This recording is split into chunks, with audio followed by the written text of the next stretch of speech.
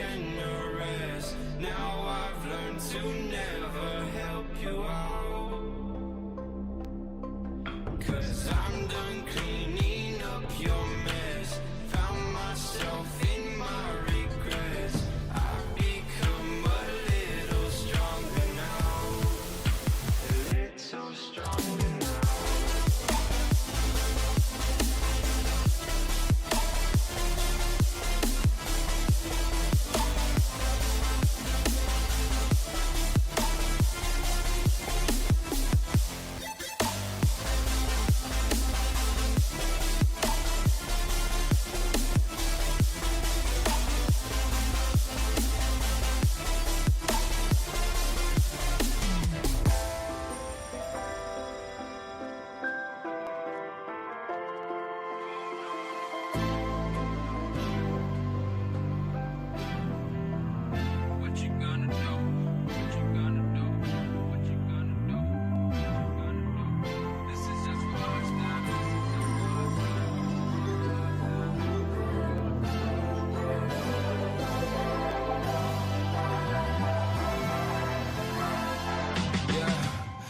Never ever find the right words, and there's no way this is real life.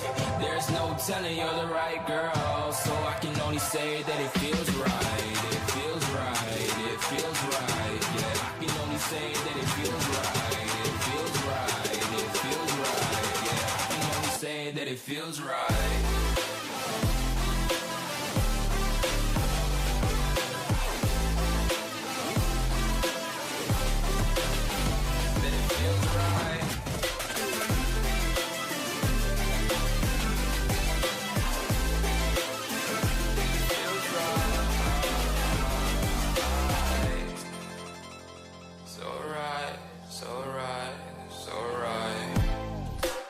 Going with the gut, never had a doubt, felt like this is just a must. Put me in perspective, I'm the deepest in the cut. Everybody tuning in, but this is just for us now. We know I ain't ballin' yet. Hoes wanna holler, oh no, I don't call them back. Girl, let me see you hold it down, we gon' have a blast. 'Cause I just wanna know what you gonna do with all of that. Ain't gotta say a word, I know what's up. You can have it all, watch me rip it off. I'll admit it, you got me feeling hella loved. Even when it's going down, know that we gon' live it up. Young shot caller, always been a baller. Know that you the one, I can feel it in my heart. Yeah, I won't stop charging me, go and come harder. I can see you and I, way beyond the stars, girl. I can never ever find the right words, and there's no way this is real life. There's no telling you're the right girl, so I can only say that it feels right. It feels right. It feels right. It feels right.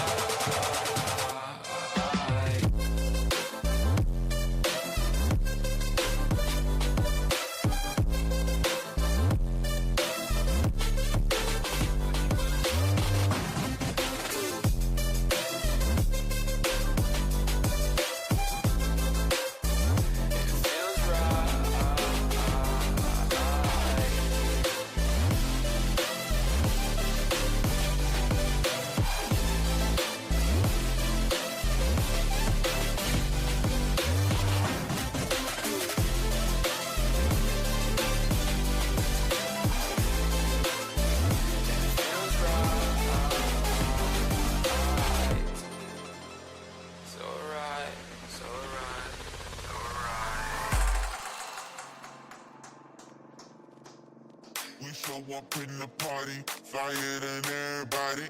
We show up in the party, flyer than everybody. We show up in the party, flyer than everybody. We show up in the party, flyer than everybody. We show up in the party, flyer than everybody. We show up in the party. We show up in the party.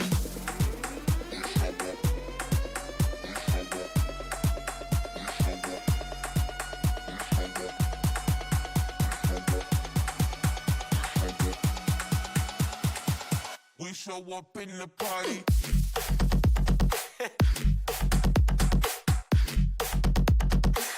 We show up in the party.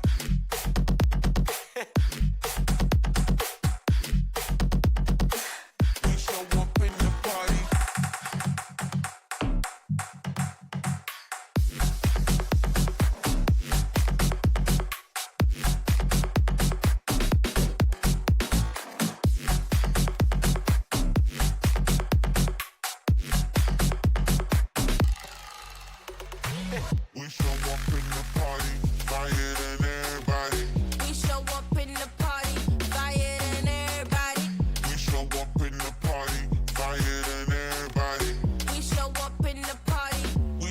up in the party.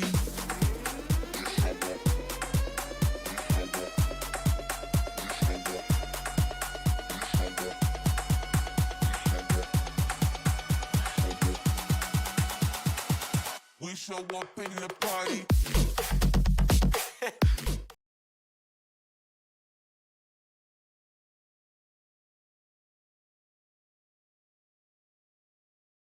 Of the Triumph Challenger Cup tournament. We've had a 3-week break over the Easter holidays. Hope everyone's enjoyed it. But tonight it is semi-final time. We've got Thunder versus Precision, Team 4 versus Mantis in the semi-final, and one team will be submitting themselves into the grand final whilst the other will be going into the loser bracket. Yeah, it's going to be a fun one today. Very fun. Hopefully everyone enjoyed their 3-week Easter or vacational, how long it was for everyone. Hopefully everyone enjoyed it. I sure did. I needed the rest. I needed the recuperation. We're back now. We're back kicking, back going.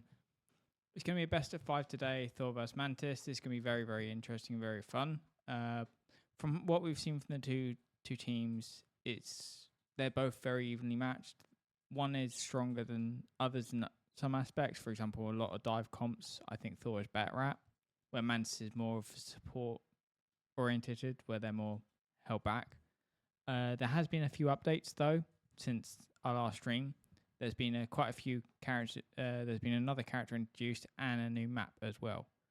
So there's been a whole bunch of changes. It's going to be very interesting how people adapt with it. The new character Emma Frost, who has recently been put in while we were on our break. Do you think people are going to be picking that up? Because from what I've seen, she's very strong ult counter for most champions. Yeah, I'm not fully sure, so I'm sure we'll see in this game for sure if we will have it in the tournament, because these two teams have definitely been the smartest for team compositions wise. So I think if that is going to be the meta pick, Team 4 or Mantis will be one of the teams to introduce it into the tournament for the first time, as we've seen both them teams heavily step their game up as soon as we entered the double elimination bracket phase, whereas the other teams kind of stayed at a similar level or fell off in the group stage, which we saw from Team Strange being so dominant, winning every game in the group stage pretty much, and then just getting sent home straight away in the elimination bracket, which just shows to go, it depends what team shows up on the day. Yeah, very much the case of how that is. So here's the bracket right now. As you can see, Thor being almost on top all the way through, same as Mantis. They both have kind of gone through on an easy pace, so they haven't really had to fight back up to get back up to their positions. They've just been coasting it.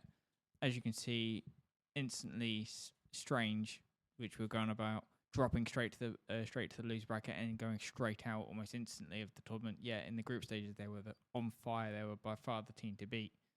Psylocke had a good run. They did lose their first game, but they came back in the second, beating Strange, coming back versus Jeff, and Jeff beating them, which now puts Jeff in the losers bracket to be in grand finals. Whoever will win or loses this game will face Jeff to go into the grand finals versus whoever wins this game. Yeah, it is definitely worth noting though that 4 have had to start their run from the very first week, whereas Mantis has made it to this stage through only winning one game. So 4 have definitely had to prove themselves a lot more, but it's given Mantis a bit more VOD reviews to look at how 4 does play. But 4 have proven themselves time and time again that they're ready to step up when it matters the most, whereas Mantis maybe not have had to deal with as much pressure as 4 have had to throughout the entire tournament.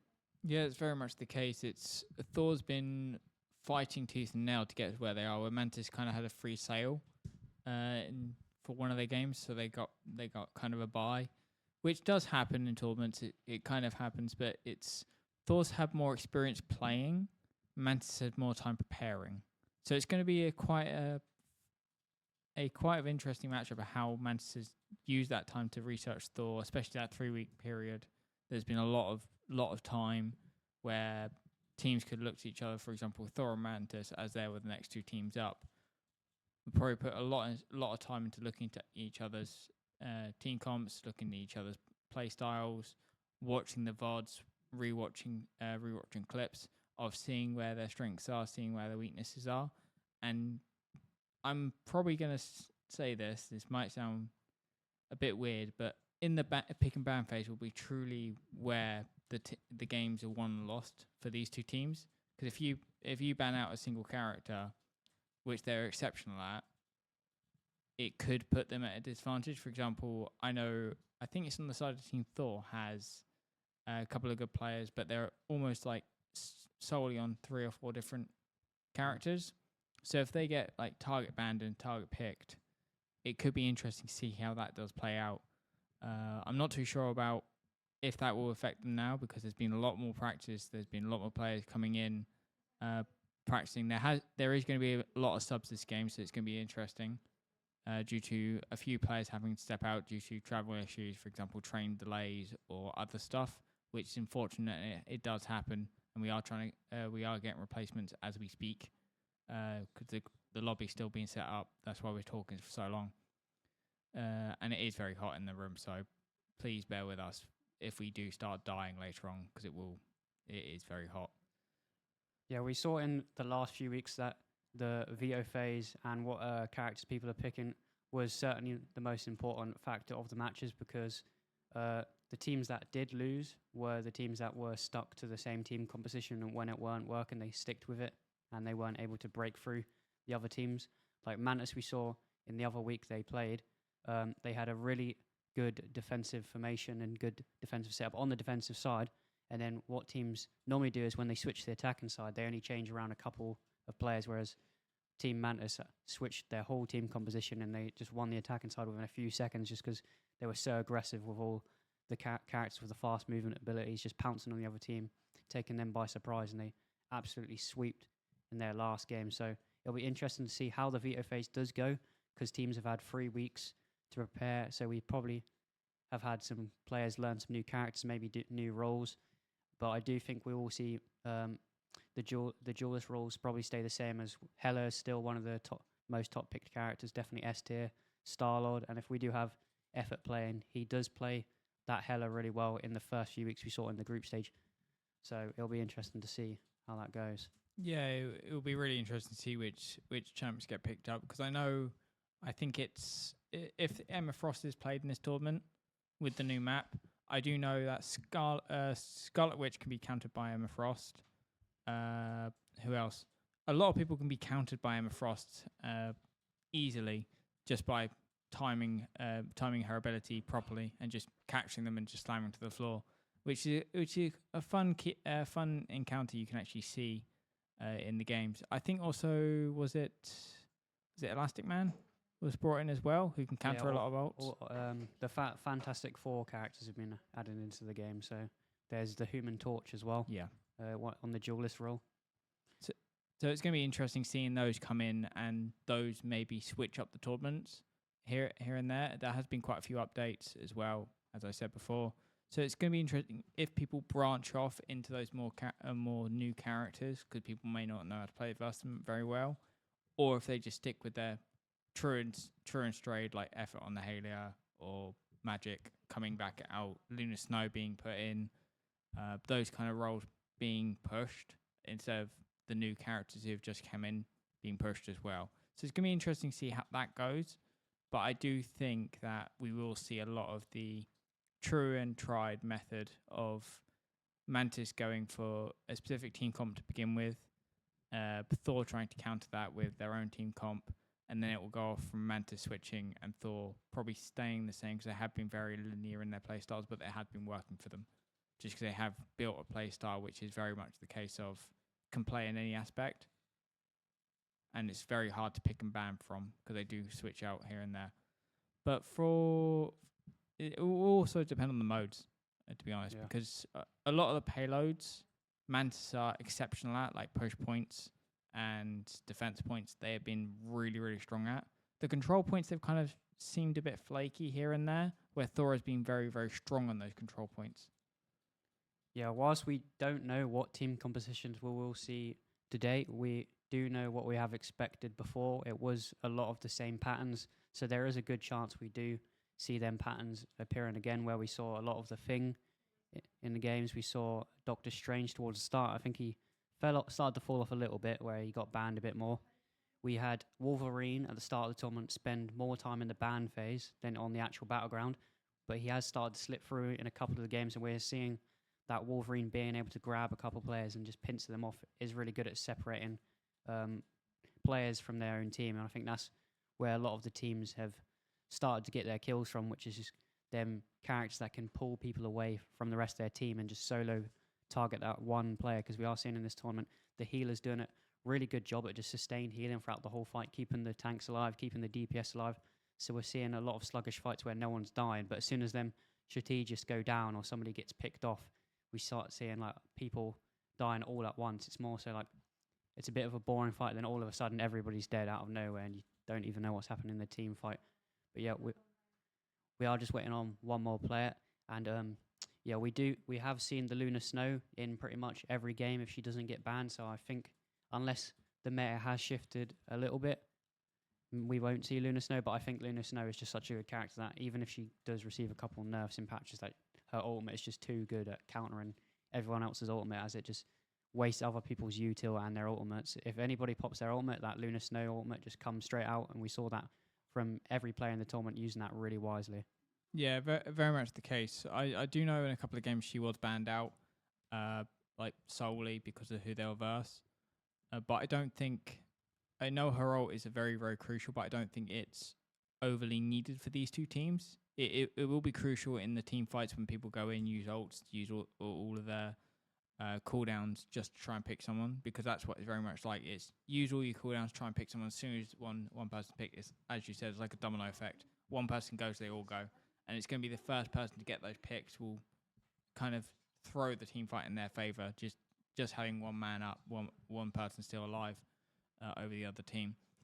But I do think that these two teams, they probably will run the Luna Snow, because that's what typically has been happening throughout the tournament, because she is very strong. Have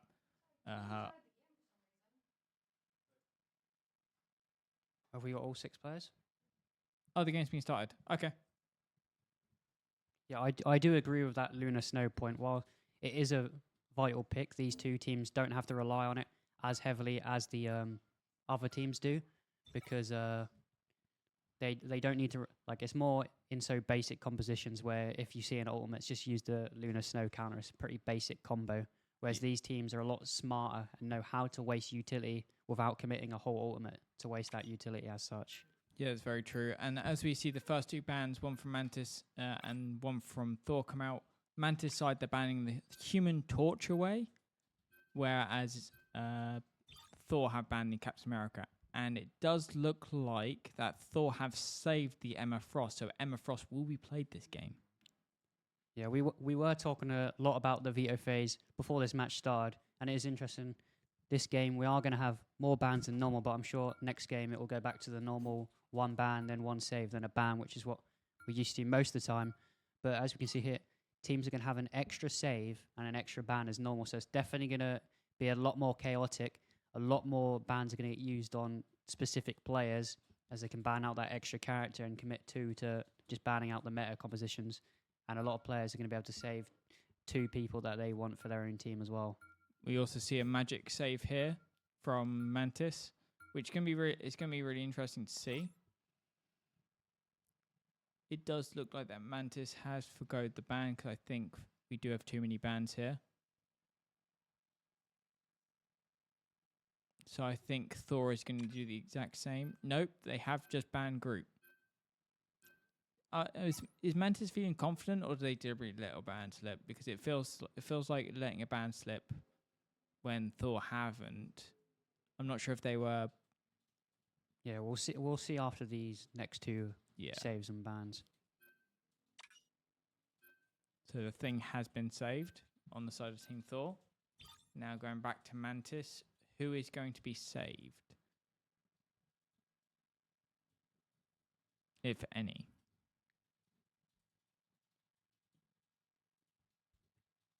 It is also worth pointing out some players to look out for. We have Effort returning to the tournament, who he missed out in the last games 4-4, and in he originally started this tournament playing for Team Strange, and he was definitely one of them decisive factors, at least damage-wise, in getting them kills and picking off players. And I think we will see him shine today if he is playing on his A game. But it's a 6v6 game. He's going to have his team fully around him if they're going to want him to pop off.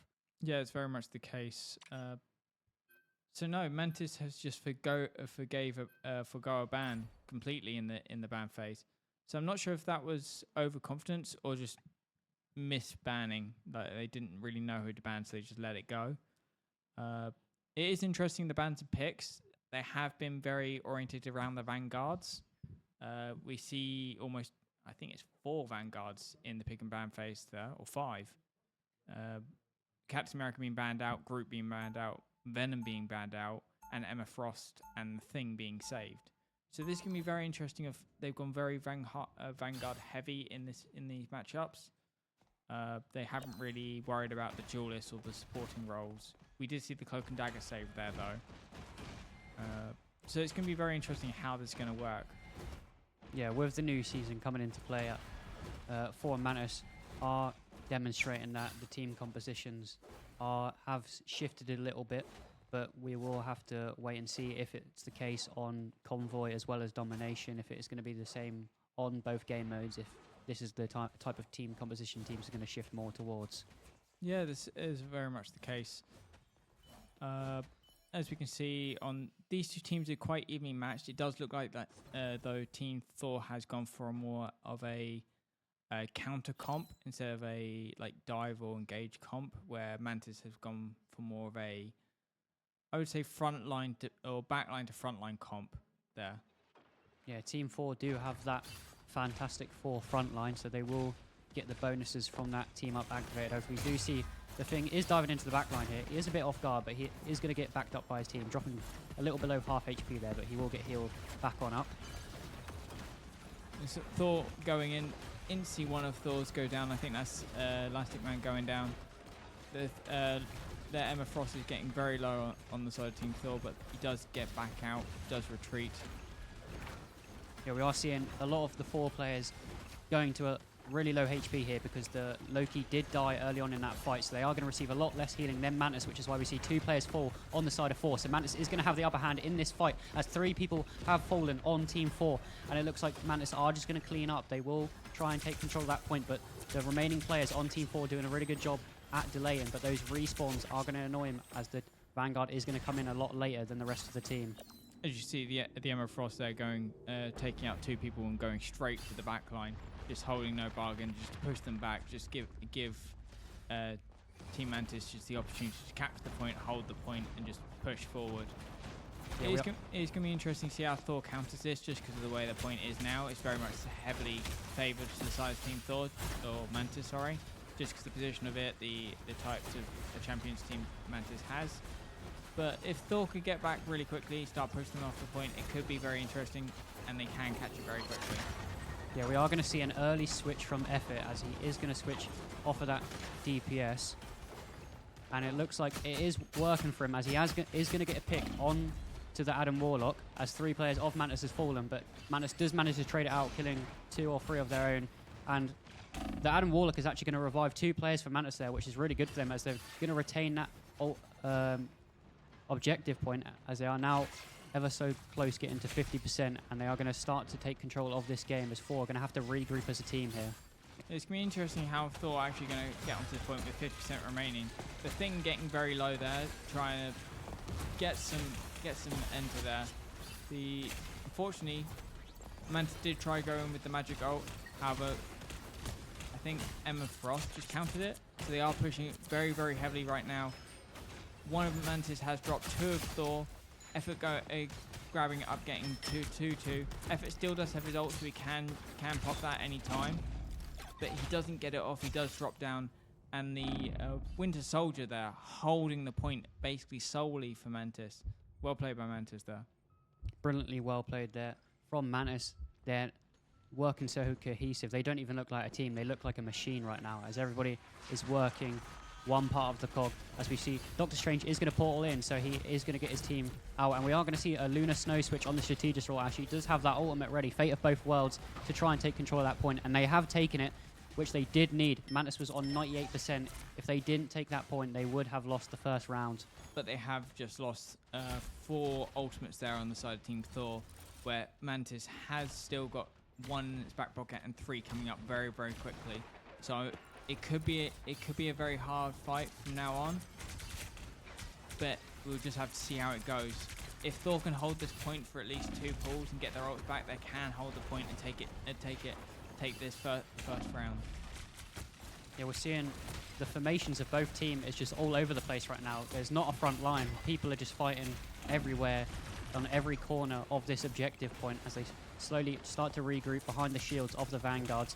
Thor have lost 2 players here, so Mantis are going to look to try and take advantage of this. They have got the Bucky ultimate ready, and he has actually used it, which will allow them to take control of point as 3 members of 4 have fallen within an instant, and Mantis will take this first round fairly swiftly. Yeah, well played by both teams there, but it did look like Thor kind of had no answer until they got the point, and even then they were overextending in different places, where Mantis was just holding strong, biding their time and waiting for perfect points. Yeah, both teams showing that they do have that quality to be in the grand finals, that they do have the A factor that the other teams don't. But Mantis right now are showing how to work as a team, which we talked about. They know how to pick team compositions. They're really good in the veto phase, and they're demonstrating it in-game right now, just working really well together. So we see an interesting switch up here. Effort now going on to a supporting role, which he generally doesn't play. Effort's more of a duelist type player. Yeah, we're seeing a lot of uncertainty on the side of Team 4 as switching team composition is really good to change things up, but they have changed like 4 times in the space of the last round, with starting off with the Loki and the Elastic Man, and then they're switching to the Jeff and Luna Snow. So changing their team composition up quite a lot. They've got to try and find their footing somewhere. They've got triple support right now, 2 dual Vanguard and 1 duelist, which can be very interesting. We have seen it work before. The side of Team Jeff are known for running this kind of comp. Let's see if it pulls off for Team Thor. Yeah, we are seeing Team Mantis try and snipe that backline right now. We saw the Luna Snow dropping a little bit of health, but the Raccoon is doing really good at healing both supports, so the supports will stay alive, and it's doing really well for them as Thor are just able to easily clean up on Team Mantis here. They're falling apart, so maybe them team composition switch has worked in their favor for now, but Mantis have shown they know how to answer back, so Thor are going to have to keep this. Yeah, it's very interesting how that first team fight went. Like, Thor had the answer to everything. No matter what happened, Thor just could just stop everything. So it's very interesting to see that it actually worked out for them this time. But we have seen Mantis do these sort of stuff in the past where they get like flattened on the first push, then suddenly get the point back and just not lose it. Yeah. It's gonna be very interesting at how this switches out. We do see one of Team Thor drop, but everyone of Team Mantis is dropped. So it does look like Team Thor have found their rhythm again after the break. It does feel like that Team 4 has got back in the saddle a bit. But Mantis are a very, very good side, so don't write them out off yet. It's still only 50% of the points progress, so there's still quite a bit of time left to play. Yeah, what I really like from Team 4 is they're not just switching characters for the sake of it because they lost the last round. They really thought about that. In that first map, we saw the Loki fall very early on, and then Mantis was just able to clean up because they didn't have that extra healer that Mantis have. So they've opted to go for them 3 strategists, so they have a bit of extra heal, so one of the supports can heal the other supports if they get pounced on. And it's just done a really good job at keeping all the healers alive, and then the front line just doing a really good job at holding it, and Mantis haven't been able to answer back right now. We do see a lot of ults being used here. 3 ults, 4 ults, 5 ults on the side of Team Mantis, and all of them being popped on the side of Team Thor, apart from one which has been dropped very early in the fight, so we couldn't use it. Adam Warlock now using his ult. That's a huge revive. Huge play by Adam Warlock there, but I'm not sure if they can find anything from this because all of Mantis is still very low, where Thor is still very, very juiced up. We do see Effort 1v1ing someone up at the top. Massive play there, knocking 2 people off on the side of Team Thor. Mantis now holding the point. I think have caught the point from that play, but we do see a lot of damage coming in. Rocket is just there being a menace, killing one of the Vanguards. And Thor does push back with only the supports, and I think that was only the supports who actually pushed the point back on their own. So well played, Team Thor there, recapturing that point at the last second, pushing the Vanguards off. Doc Strange ult is coming out, but unfortunately not enough time. Yeah, with that shark coming into play, we are seeing the tides changing ever so fast now. That was probably one of the best Adam Warlock ults. I think it was actually the best Adam Warlock ult we have seen throughout the entire tournament, just reviving his whole team, managing to recapture the objective at the 99% marker. Unfortunately, they couldn't close it out, as 4 have just proven in the last 5 minutes that they are the better team in these team fights. So Mantis are going to have to answer back, and they will probably change their team composition around a little bit here for this next team fight. Yeah, it's going to be very interesting of how the team comps change. Like, we've seen, look at the side of Team Thor, they've gone completely off the Emma Frost route, and they're now running the Thing and Magneto again, like the tried and true fashion of what people usually are running. It's a nice Lunar Snow skin. And they've now gone triple Vanguard, but as you say that, they have switched back to the Emma Frost on the side of Team Thor this time, where Mantis has still stayed almost identical, apart from, I think, 2 characters being switched out. Yeah, we are going to see Star-Lord on the side of Mantis for this round. He is going to have to try and take out them Strategists, do a couple flanks, because Thor are doing a really good job at just keeping every member alive, which is why they're winning these team fights right now. They're fighting as a big unit rather than going for them individual 1v1s that cost them the first map. Yeah, very much so, but it does look like that effort's just being menaced right now in their backline. We are going to see one player on the side of Mantis fall to the Lunar Snow, so the Strategist actually doing a lot of damage instead of the Duelist so far, but Winter Soldier is going to get killed onto Effort, which is going to be a big blow for 4, although the Raccoon revive station has brought Effort back into the fight, so very good there from 4. Just the survivability of their team is insane right now. But Bucky is going to get 1 kill here. He does get the reset, but he isn't going to be able to kill the Lunar Snow, as he is getting pincered off on alone, but his teammates are going to back him up. A lot of heals are going to go out right now, so everybody is going to stay alive in this team fight, which will favour Mantis as they still have the objective point. Despite 4 contesting it, that percentage marker will go up for Mantis. Raccoon is going to pop the ultimate as Thing is flying around. He is about to get clobber in time, 95% on the ultimate. Yeah, we are seeing a lot of fights back and forth. Effort drops again. The Emma Frost drops straight after. Lunar Snow has to pop ult, keep herself and the Magneto alive. Magneto is taking a hell of a lot of damage, but still is up due to the Lunar Snow ult. But he is unfortunately taken down very, very low. I think he is killed in that ult. Lunar Snow is now dropped, being locked out of the room. Thor have to find a new way around. The point is now on 64.5%, so it is make or break time kind of now. Thor have to push, Thor have to do something around this, but Mantis still have all their ults apart from 2 up, where Thor only has 2, so it's going to be very interesting. If they get a really good Jeff ult here, it could be game changing, so Effort really needs to look for that. And as we see right here, Effort going in for the ult, but he does get dropped by the Star-Lord, so he can't get it off. He can't get what Jeff can do out. So it's very unfortunate. And Thor just keep dropping like flies. Mantis is now all over the point. Thor can't answer to anything. This is Rivals at its finest. Each team just has an answer back for every play each team makes it. It's just back and forth so much. Even if a team looks like they're dominating with 99%, 4 still have a chance to win this one and bring it back as the portal does come into play. They are going to get a kill, but 4 are going to lose 3 members here. 4 very quickly, and it looks like the 5th one is going to drop as Effort is alone on point, and he has fallen as well. So it looks like Mantis are going to close this one out and take the lead in the series 1-0. But boy, was that a first game. Yeah, very well played by both sides. Thor on the second point were on fire. However, Mantis on the first and third point, which just looked unstoppable. They just looked like a solid wall that Thor could not break through. Yeah, that was just back and forth throughout the entire game. What a game we have on our hands so far. Like, this game could be a very long series if the games are going to last that long, with it being so back and forth. Despite Mantis winning that one with 100% to nothing, 4 was contesting that point for as long as they could. And we saw both teams just answering back for each other. The tides were turning really quickly. The second map did go really well 4-4, although Mantis had an answer back, and they started countering the counters that Thor came up with originally by just taking out them strategists, as they did opt for the 3 strategist compositions. So they switched to the Star-Lord to try and flank that backline and kill that Jeff. And they did get a couple early kills onto Effort there.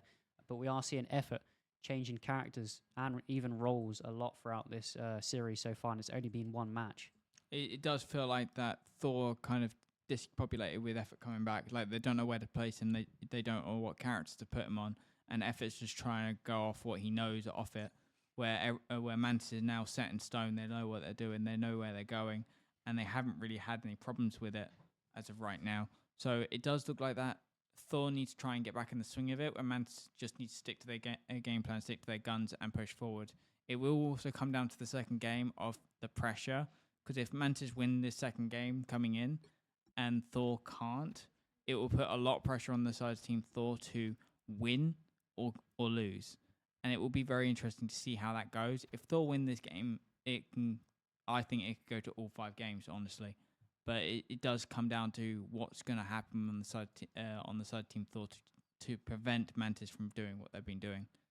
Yeah, this is definitely an important game. You do want to be the first person into the grand finals and cement yourself a guaranteed place in the finals, as the loser of this will go against Jeff, and you don't want to play an extra best of 5 and then go into a best of 7 in the finals. You'd want that extra week off, practice as a team, maybe a couple scrims, or just practice individually on them little hone in on them skills that you need to practice, and then you can watch the VOD review of whoever loses this game versus Jeff and just get an extra week of preparation that the other team isn't going to be able to have. And I believe we'll be going into a convoy game next, as we had domination in the last game. So we are guaranteed another domination game at some point, with it being a best of 5, as we do have a minimum of 3 games to be played. Yeah, it's very much the case. I do think Mantis have the upper hand on convoy points. They have proven themselves. I don't think they've lost a convoy point throughout this whole competition, apart from the group stages. So I do think Mantis right now are the solid team for convoys. Thor are generally better at around domination, but we just saw that completely go up when Mantis just stepped into the ring. Like they were really, really strong in the first and third game. Like they were almost like an iron wall. Played like a machine, were all in sync with each other, played very, very well, and Thor had no answers. They did play well in the first game, getting 40% back on the point, like pushing them off, getting the point for a solid period of time. Second game, they were informed. They literally just, Thor was informed. Mantis couldn't have an answer for them, where the third point was very much heavily favoured towards Mantis. Mantis had it from the beginning, and Thor had no answers to it. There was a couple of chances where, like, for example, Effort on the Jeff there, if he wasn't dropped and the supports did keep him up, he could have turned that point by throwing people off the edge. But it just wasn't meant to be. Star-Lord was there just to pick him off very, very quickly before he could even get out. But on the convoy point, from what it sounds like we're going into, I do think that Mantis have the upper hand, because they are so strong on convoy points, especially with their defensive. They can hold it at the very, very beginning choke point, where if you go to their attacks, they almost push that quicker than they defend it. Yeah, we're now going to go into the game, and I can foresee this being a very long convoy game if the team compositions are very similar to the last game. And even without the team compositions, both teams were so good at just contesting the point. When it got to that 99% marker, they were just Strange Portal in, Adam Warlock revives, Raccoon revives. There was just so many revives and stuff to get onto the point with like portals or something when the enemy team was in that overtime marker and about to win the map. And I think the rest of this series will be the same amount of bans as the first game in the VO phase. Yeah, as we see the first band coming in straight away on the side of Team Thor, Captain America instantly banned, almost identical to last time. Loki being banned on the other side, Magic being saved again on the side of Team Mantis. They do like that, saving that Magic. Let's see who's saved on the side of Team Thor this time.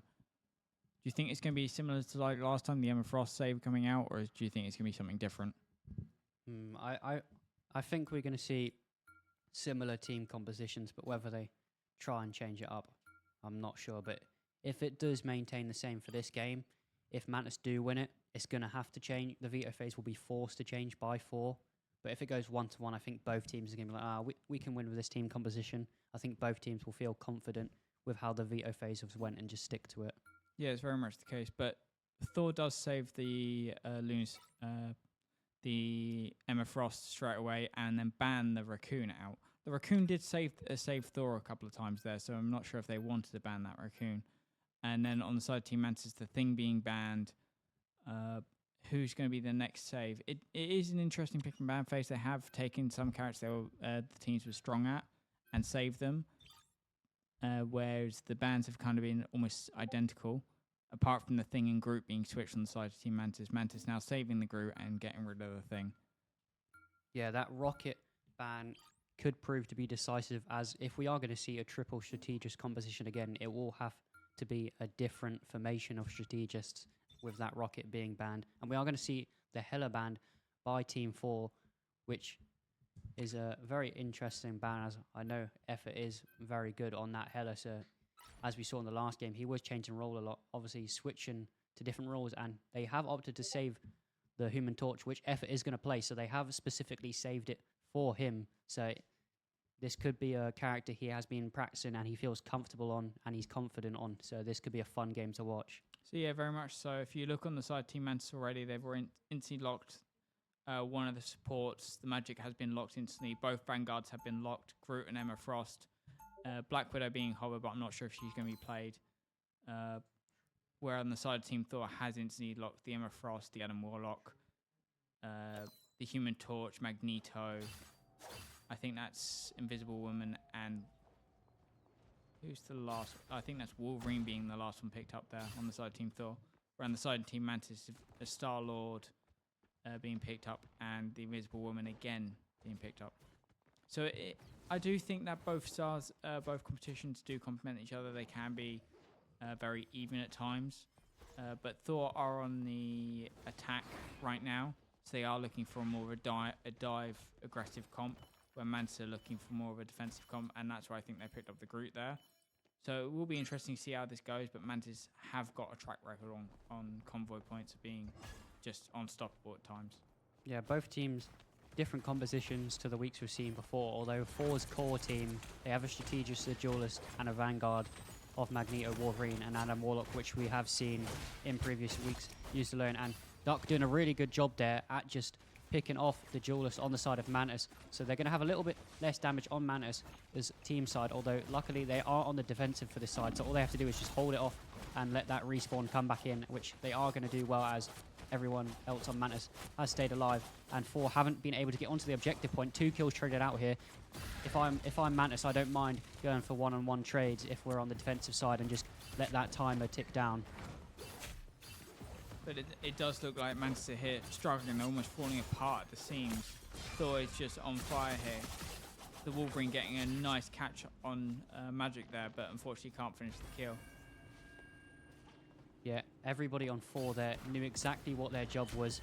Lots of individual kills there. Each player on 4 knew how to play their character really well. They're confident on it, and they knew how to take them duels and then one-on-ones, as we're seeing each member on the side of Team 4 getting a kill rather than one person getting a bunch of multi-kills. We're seeing Team 4 doing really good job individually here, which is sometimes what you need, just everybody just to step up at the same time, and then everybody else's confidence will get raised. Yeah, it's very much the case. Mantis losing the first point, which is usually unheard of, because they're usually very strong on that. But then again, in the Cast a Curse, you say one thing, something else happens. Yeah, once again, 2 different players on the side of Team 4 are going to get a pick. As we see the Magneto get a kill onto the Punisher, a very defensive duelist on the side of Mantis. They've gone for, and we're seeing the Star-Lord trying to do some poke damage and get a flank on, but Team 4 doing a really good job at scouting them out and letting them know we do see you, so don't even try it. Yeah, it's very much the case. Groot now going in, trying to cut off them from the support and the back line. However, it's not really paying off due to the sheer defense and offense that Team Thor have. They're walking over Team Mantis here, getting pick after pick after pick, and Team Mantis just doesn't have an answer for it. That is probably the most important team fight of this match so far, as this chokehold looks very hard to push through, which is why we saw both teams commit an invisible barrier to try and hold it. But 4 is going to get the upper hand, and they're pushing through ever so easily right now with 3 minutes 50 on the clock still, and they are now going to push that timer to over 5 minutes. So a lot of time to get to push this objective, but we have seen teams hold on for very long times before. So Madness are still in it, and obviously they can win on the attack side themselves as well. We see the Wolverine in the shadows there, trying to poke around. Effort just raining down damage, and Wolverine just sitting in the shadows. However, unfortunately, that play doesn't play out, but it doesn't matter. Thor is still pushing like a madman. They're not stopping. They haven't set off the gas. Just walking straight up the stairs into Mantis' face, saying, "Yeah, we can outdamage you. We can kill you. This is our point. We're winning." Both teams got lots of ultimates to play for as well, so at this next choke point, when they get round this corner, we are going to see a lot of them ultimates start to get committed, as this next team fight is just as important as the last, as we are seeing both teams dropping a bit low here. Effort is going to go down below half HP, although he is going to get that shield. He is low on HP. Adam Warlock trades out the other one. Lots of kills from the side of Team Mantis. This is really good for them, although Team 4 still got 4 players to work with as they get a trade of their own. Then respawns are coming back in for Mantis. Being on the defensive side, they are going to spawn it a bit closer to that payload, as it has been pushed up quite far now. Yeah, that's very much the case. Team Thor holding on by going forward with no remorse, and Mantis holding on by scraps. They do have the closer respawn, so they are holding a lot longer. But right now, they're struggling to do anything versus side Team Thor. They had to pop 3 ults, 3 if not 4 ults there, when Thor only popped 3. So they still got 3 more on the corner where Team Mantis doesn't. They have just applied one of their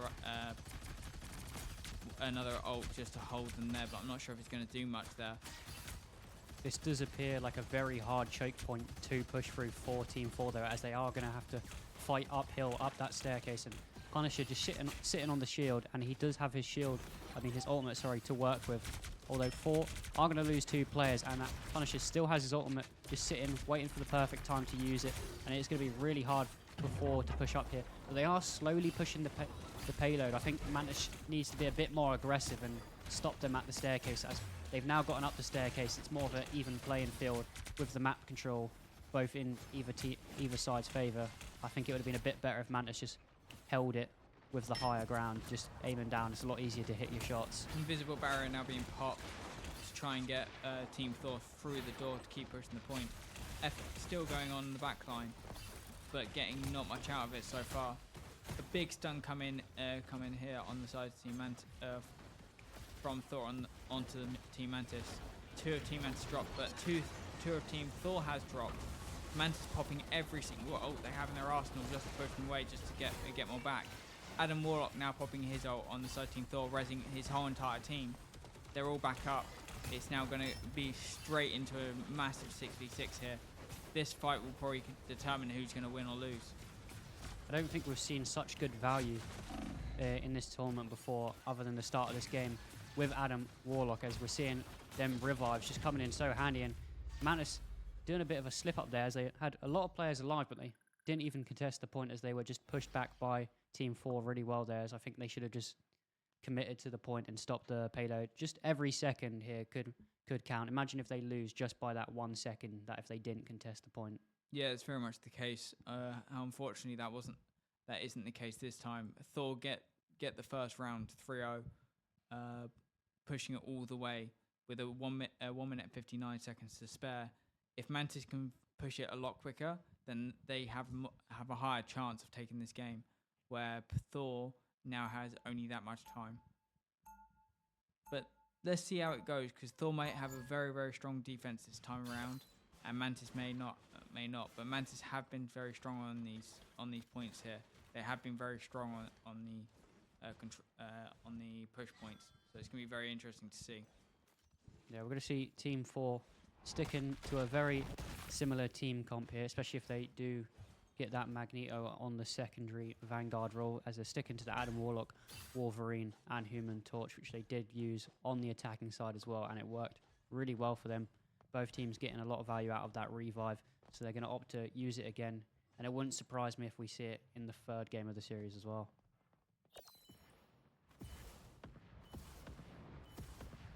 The Team 4 just setting up their defensive, ready for that push off Team Mantis.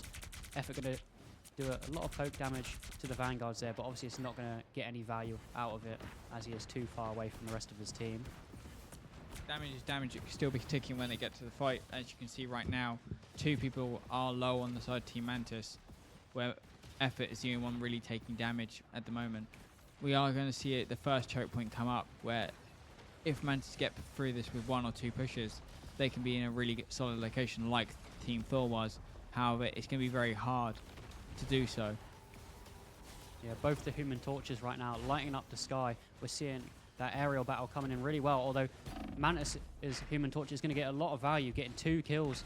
Effort has lost sight of the other Human Torch, allowing him to get 2 kills, and it might prove costly as 5 players on Mantis are on the objective point, and they're already capturing it, which is much quicker than Team 4 got that first bar on the capture point. Effort is almost alone trying to hold the point. There is a Doctor Strange ult coming back onto the point just to stop them from capturing the point. However, I'm not sure how much this is going to do. This is going to be very hard to hold.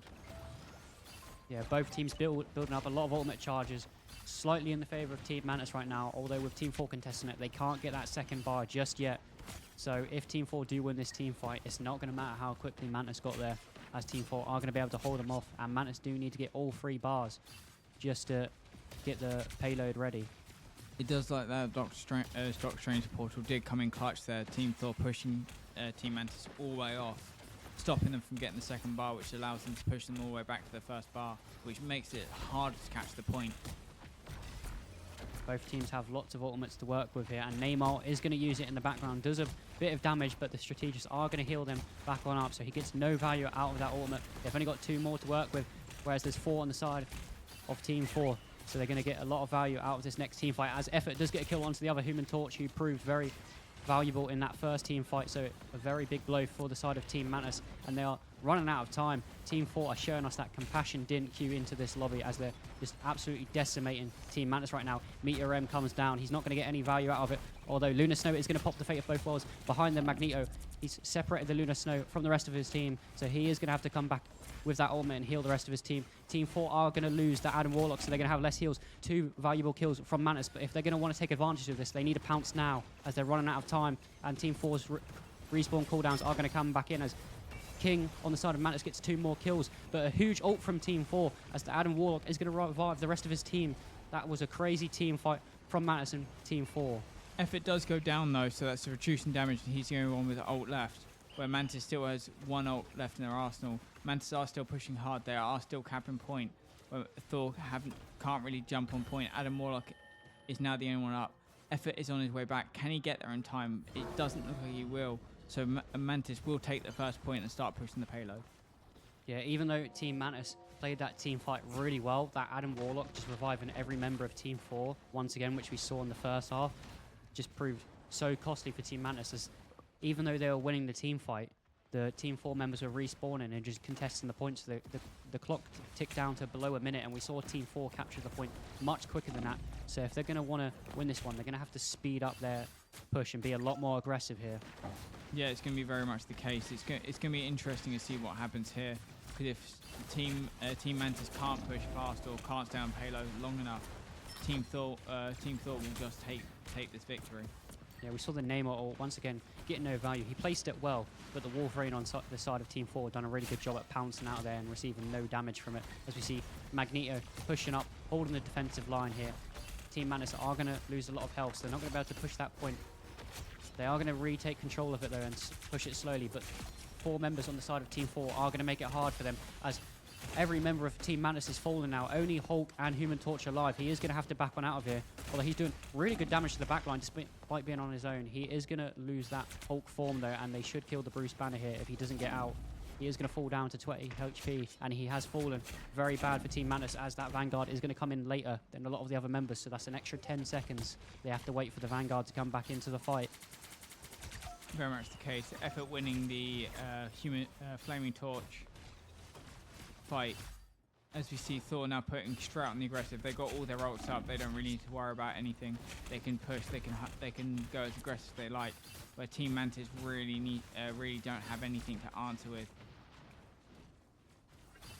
Yeah, Meteor M ready on the side of Team 4, last man standing, and that Adam Warlock ult is ready. In fact, they have every single ultimate available to use in their deck of cards, whereas Team Mantis do have 4, so they are going to have to be a lot more efficient with the ultimates that they have, as they have a few less than the side of Team 4.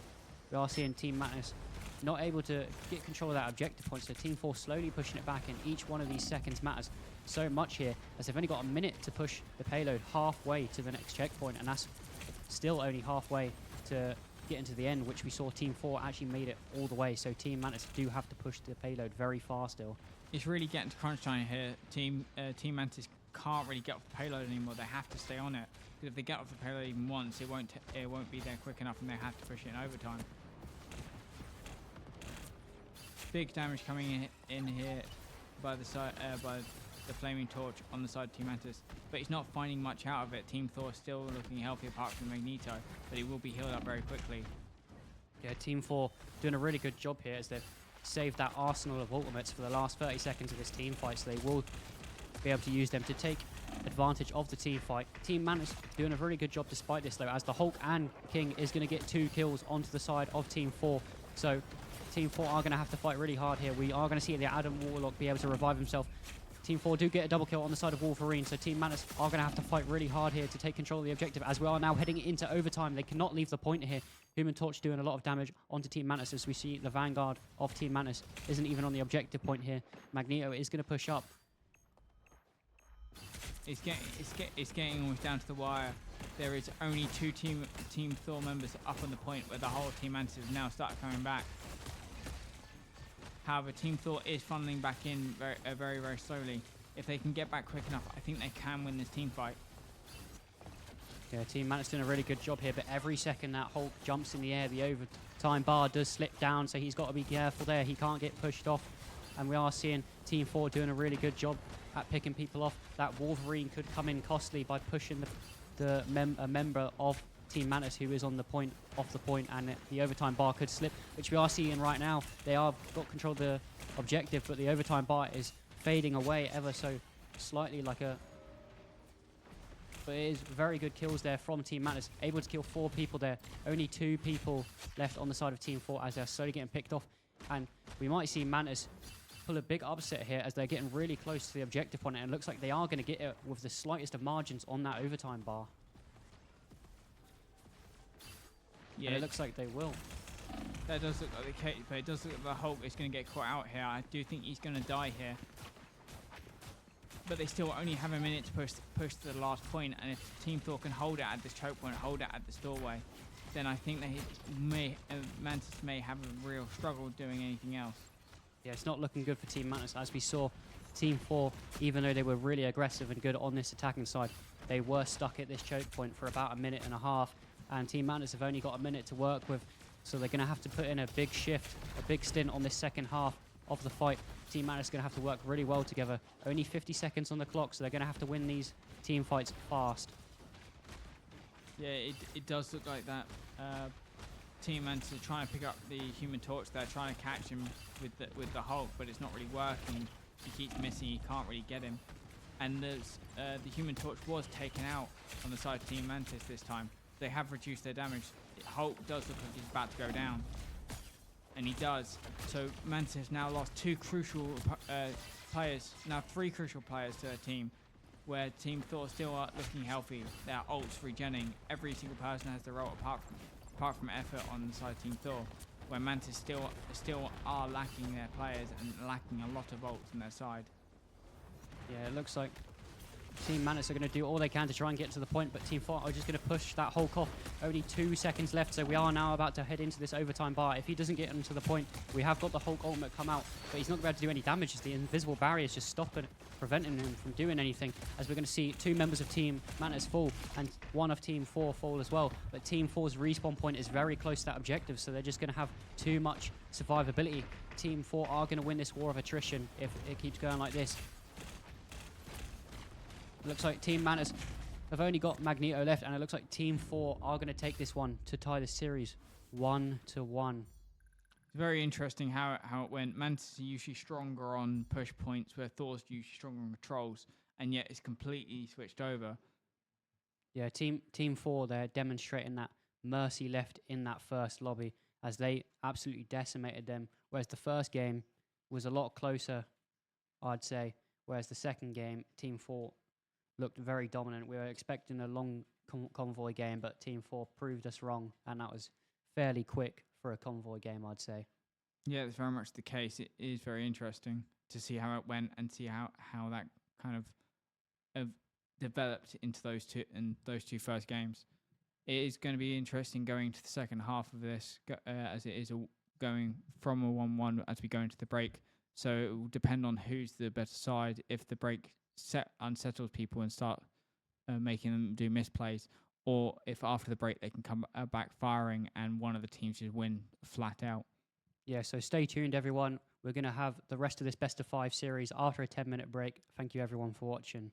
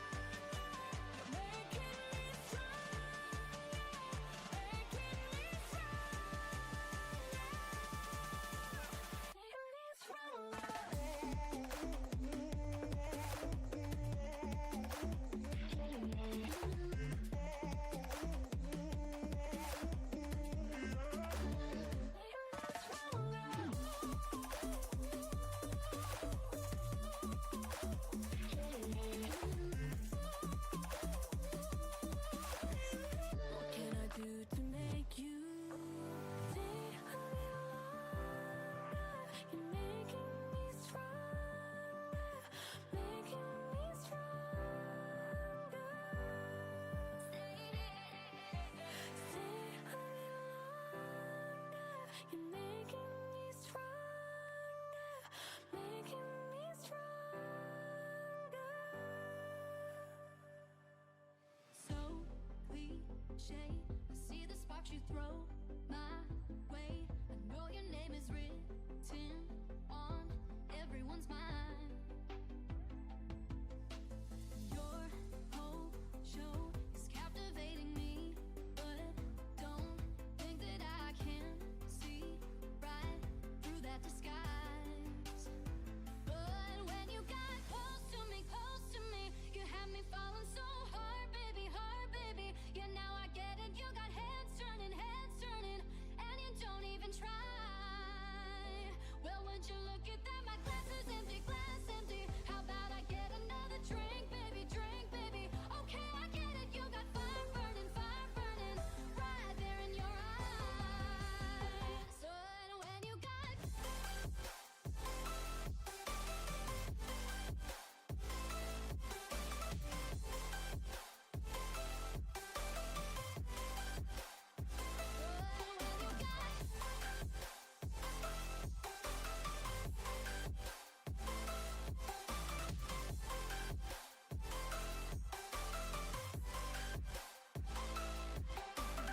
this whole thing, I like the way you look at me. How about we just go with the flow? Now you know I feel it too. But I don't think this could be something that becomes a thing. Maybe just for tonight, then I'll be over you. But when you got close to me, you had me falling so hard, baby, yeah, now I get it. You got heads turning, and you don't even try. Well, would you look at that? My glass is empty, How about I get another drink, baby, Okay, I get it. You got fire burning, right there in your eyes. Oh yeah.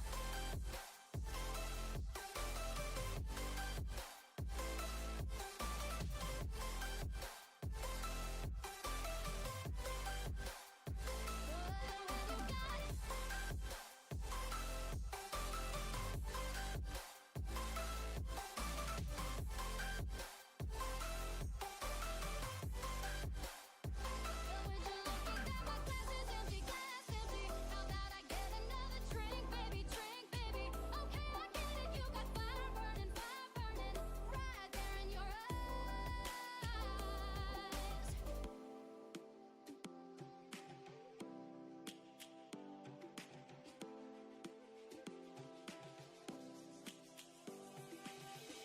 Lions roaring in the morning sun, searching for a longer day.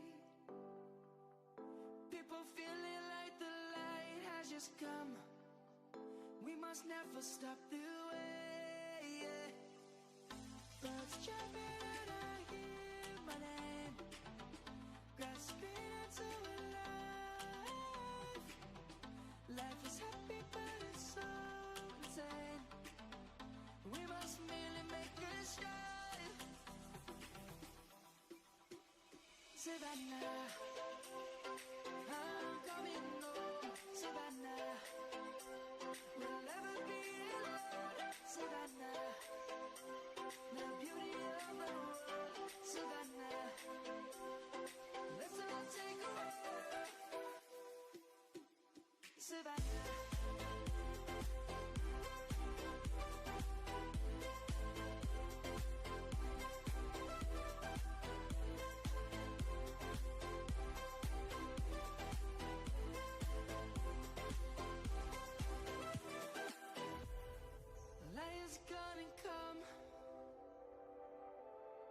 birds have just begun. Well, welcome back.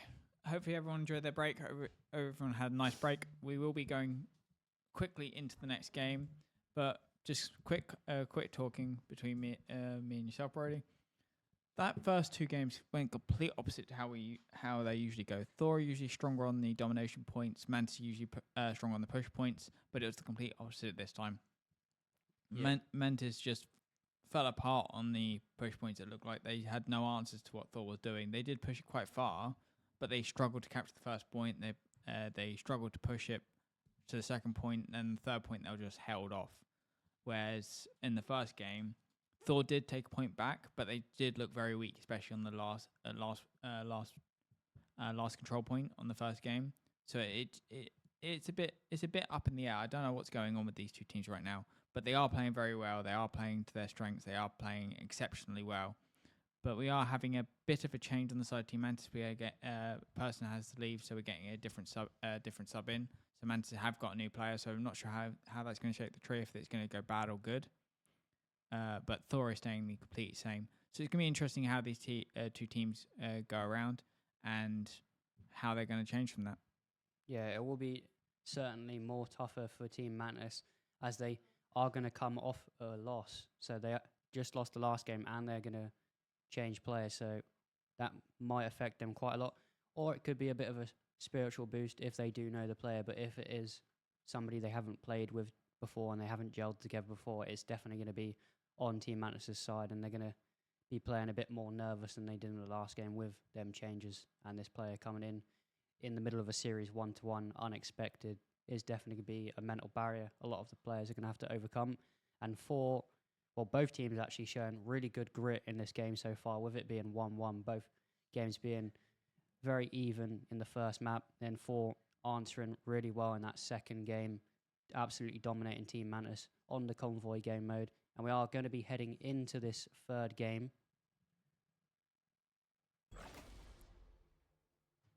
In Spider Isles, Tokyo 2099. So this is Spider-Verse. This is going to be a convoy straight off the bat. It's going to be very interesting to see how this goes. Yeah, I do think it is going to be tough for Jeff to beat either one of these teams, whoever does lose and goes into the loser bracket, because both teams just showing if their plan that they come into the tournament with doesn't work, they always have a counter strategy ready. They're just really good, both these sides, at playing on the spot, and if everything goes wrong, they have an answer back to whatever play the other team makes. It was just counter after counter after counter that we saw in the first game, and Team 4 managing to find the first footing of either team so far in this series to hold their ground and keep a lead throughout the attacking and defending side of the map. Yeah, it's very much the case. But as you can see here, the Human Torch straight away getting banned out. They didn't. I don't think Team Mantis wanted to deal with that in the next game. Thor staying to their guns, banning Captain America again. I think that's a target ban for one of their vanguards, who's a very strong Captain America player. Yeah, Team Mantis target banning that Human Torch on effort, despite having a Human Torch player themselves. They thought maybe that Team 4 was getting a lot more value with effort onto that Human Torch. They're going to try and ban out one of that duelist rules from effort. But we have seen in that first map, despite losing, effort was being very versatile with his character selections. But that might prove costly, as they did lose that first game where he was changing around a lot. So maybe target banning towards effort could be the play to go for Team Mantis here.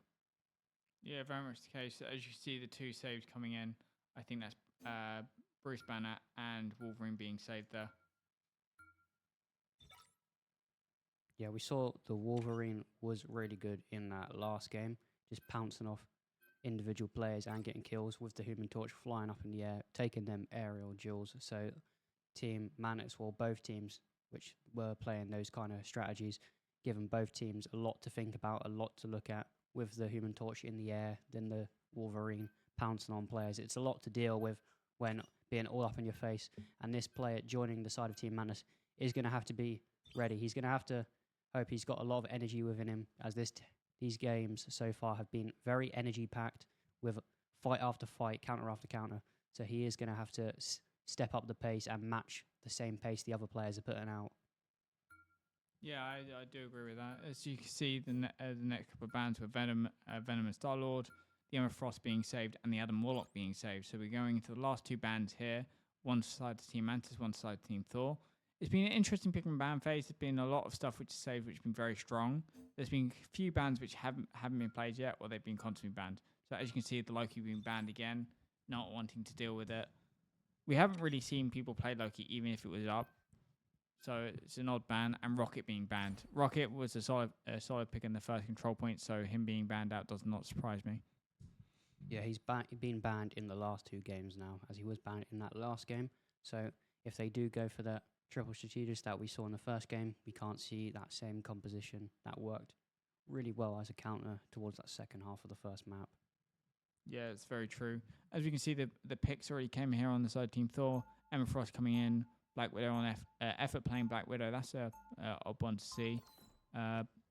Magneto being picked there. We see Invisible Girl, Adam Warlock, and Wolverine on the side of Team Thor. So it's a good solid picks. I'm not too sure about the Black Widow because I'm not sure how strong she is right now. I know she wasn't usually played because she was very weak. And the side of Team Mantis here, we see Mantis,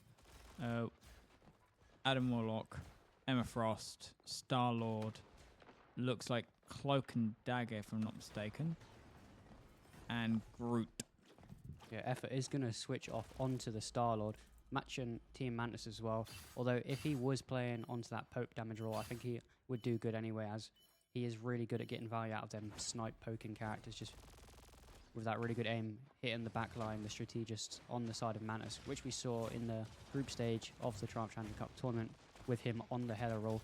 But he is going to look to take the high ground here and try to do some damage from above, as Team Mantis are going to be able to push the payload past that first corner, although Team 4 are going to opt to hold them at this big choke point and just let them push up a little bit. As you can see on the side of Team Thor, that Wolverine going mental, catching Groot off guard very quickly, and Effort taking down 2 people, Mantis and I believe the other Star-Lord, taking them down, keeping Team Mantis at their own point. Effort going in, doing a lot more poke damage, but not getting much out of that. Yeah, Team 4 carrying on that dominant fashion that they showed in the last game. So if it stays like this, it is looking like Team 4 do want to close out the series 3-1. They don't want to go to that final map, as they are playing very harsh and aggressive right now, all up in Mantis' face, with Effort flying on above, flying in and out, doing as much damage as he can, just trying to annoy the side of Team Mantis. And they're struggling to meet the match pace currently that Team 4 are putting out. Thor do lose the Wolverine right there, but they do take down the Groot, so I say that's neither true, but the Groot does get back quicker. Effort popping his ultimate here, getting 2 kills straight off the bat. Maybe going for a third here. And it does look like that is a huge team wipe on the side of Team Thor, allowing them to recuperate, allowing the Wolverine to get back into their pack before the next team fight starts. Yeah, we are going to see Team Mantis do have the Guardians combo with Star-Lord and Adam Warlock. In fact, they have all the Guardians characters, so they do get that team up bonus where Adam Warlock can revive Star-Lord and himself, as well as the Mantis. But it doesn't matter, because Team 4's Effort, Star-Lord, is doing just a really good job at punishing them players, so they can't get that revive off if they were trying to revive.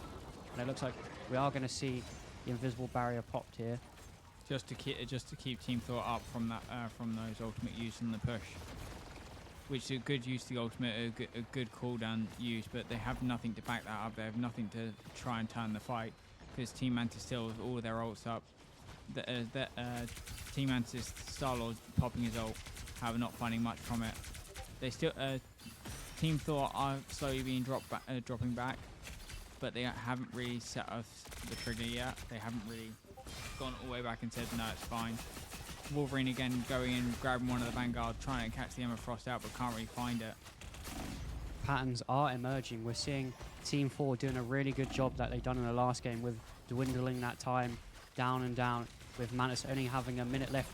Although it's a bit easier on this convoy map, as they've got 3 checkpoints to push to, so they only have to push it a smaller distance past them choke points to get that timer back on up into a healthy status. Although Team 4 doing a really good job at killing 2 there, although Mantis doing an even better job at trading out with 3 kills there. Adam Warlock doing a really good job. He is going to get full, but he might be able to revive himself here.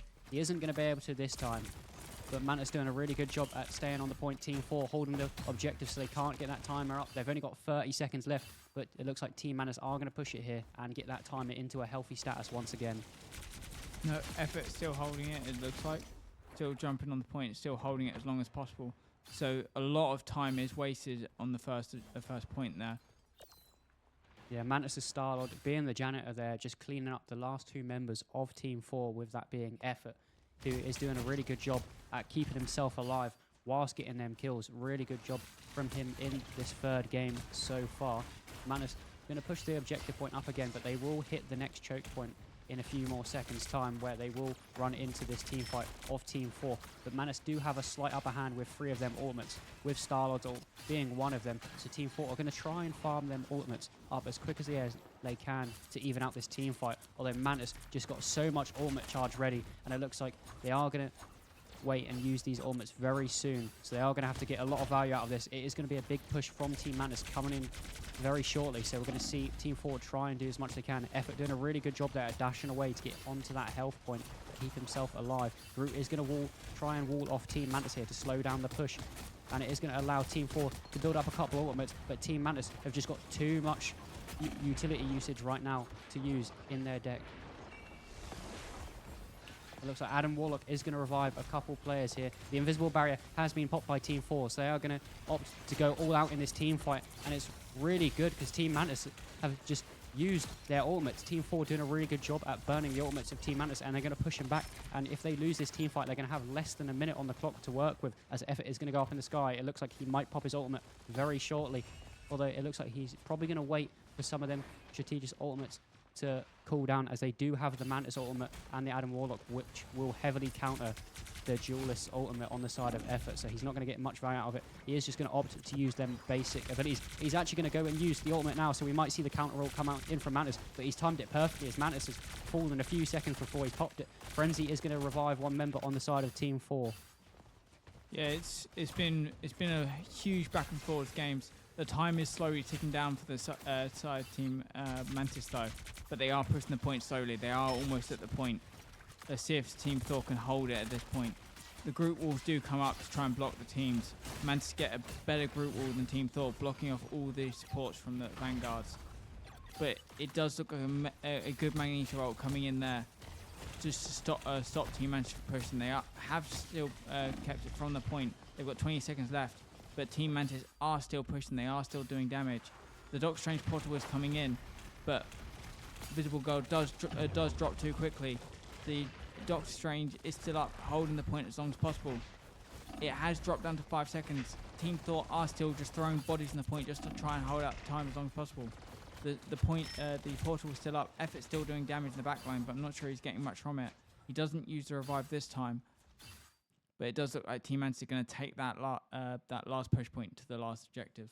The 3 checkpoints proven worthily for Team Mantis, as they ran out of time in the last convoy game mode, although the extra 2 checkpoints allowing them to push to get that timer back on up to a time they can work with to try and get to the next objective.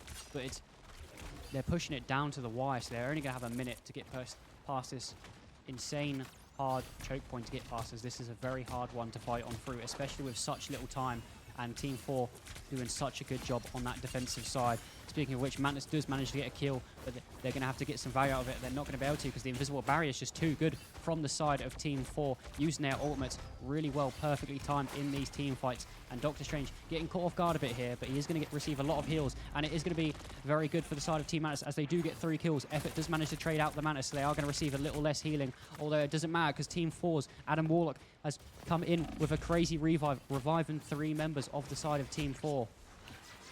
And it does look like he's going to come down very much to the wire here. They've got 19 seconds left to push the last point. All the Team Thor are up.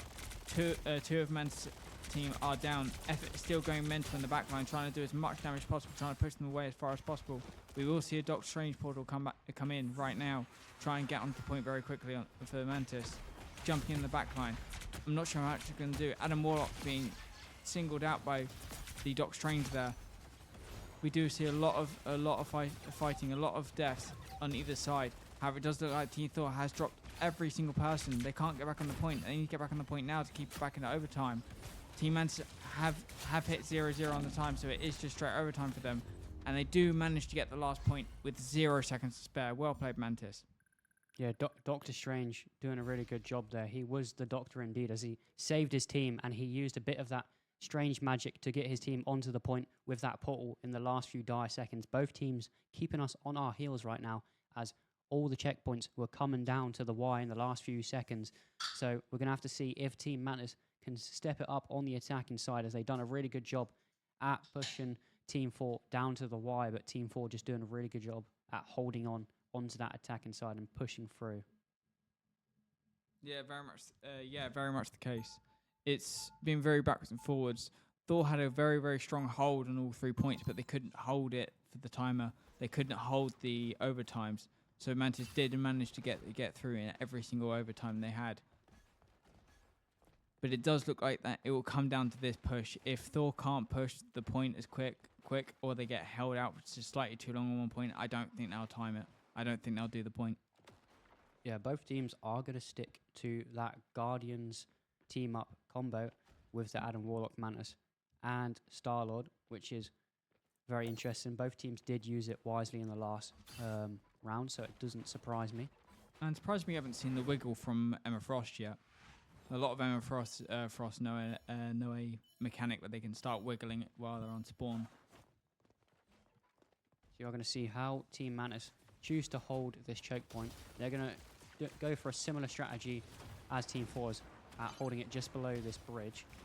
They aren't going to have the aerial damage coming out yet from the Star-Lord. Don't know where he is right now. Probably trying to pull off a flank for the side of Team Mantis. But Team 4 just pushing up really well, being aggressive just so that one player can slowly push the payload for them. As we see in the payload climbing up very fast, it's going to hit that 20-meter mark for free as Team Mantis aren't able to contest it. It's a very strong first initial push from Team Thor. But at this point, I think Team Mantis was still stuck on the corner. Effort almost dropping. Magneto on the side of Team Thor almost dropping. But 4 of Mantis players dropped. 5 now, 6 now. They're all dropping. Team Thor has a team wipe straight away on the first point, pushing it very, very quickly, very, very fast. Yeah, that was lightning quick from the God 4 himself. They're just dropping the hammer on Team Mantis right now. Absolutely crazy aggression from Team 4 on the attacking side, which we saw in the last game as well. And it looks like they're proving their point, making a statement in the last 2 games, pushing up so quick, already at the 100-meter mark with 2 minutes 40 seconds left. We saw Mantis had 5 seconds left when they pushed this. And they are going to have 5 ultimates, 6 ultimates built up from Team 4 for how big that team fight was for them. And they are going to opt to pop the invisible barrier, which is getting really good heals. But both teams have good heals anyway. They didn't have any damage ultimates come out from the side of Team 4, so Team Mantis have been able to keep everybody alive. Although 2 people have dropped from Team Mantis, they still have the Mantis ultimate to work with on the side of Team 4. And Effort is going to go up in the sky and pop his ultimate, getting really good value there as the Strategist is dead. Nobody can heal them. He's just going to do loads of damage to every player here, and it looks like every member of Team Mantis will fall here as Effort is just cleaning up. That was pure clinical from Effort there. Yeah, it was a really, really good solid fight there from on the side of Team Thor, popping basically everything they had just to team wipe Mantis again to confirm the point push, to confirm the last push to get the first push done.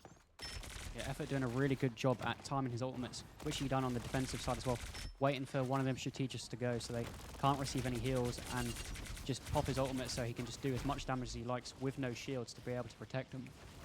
Yeah, it's very much the case. Effort's constant damage though and the constant poke are causing a lot of problems for the side Team Mantis. Like you saw him there, but being very aggressive almost on his own, but being very slippery with it so he can't really get caught. Yeah, it's just too much damage right now from the side of Team 4. They don't care about the Strategists. They're just focusing damage on the Vanguards, and the healers can't output enough heal onto the Vanguards. So the Vanguards are just slowly falling, and then 4 just picks off the rest of the team, as we're seeing the Magneto fall below half HP on the side of Team Mantis, and the other Vanguard very low right now. He is going to be able to get back in time although Frenzy is going to revive himself and get himself back into the fight. 6 on 6 still, but loads of members of Team Mantis are going low, which is proven costly as one member has fallen. Adam Warlock is low, Mantis is dead, and Effort just getting so much value. He's got his ultimate built up already. I don't know how. He used it a few seconds ago, and he's got it already. Yeah, very well played by Effort. Constantly recycling ults, constantly doing enough damage to almost recycle them almost instantly. Now if you see it, watch again, he's going off in his own just to do some damage, just to pepper the enemy team with some damage so that it's hard to get on point. Doctor Strange portal is going to come out though, and Effort does come through the portal with the whole team of Team Mantis. The invisible barrier is dropped on the side Team Thor.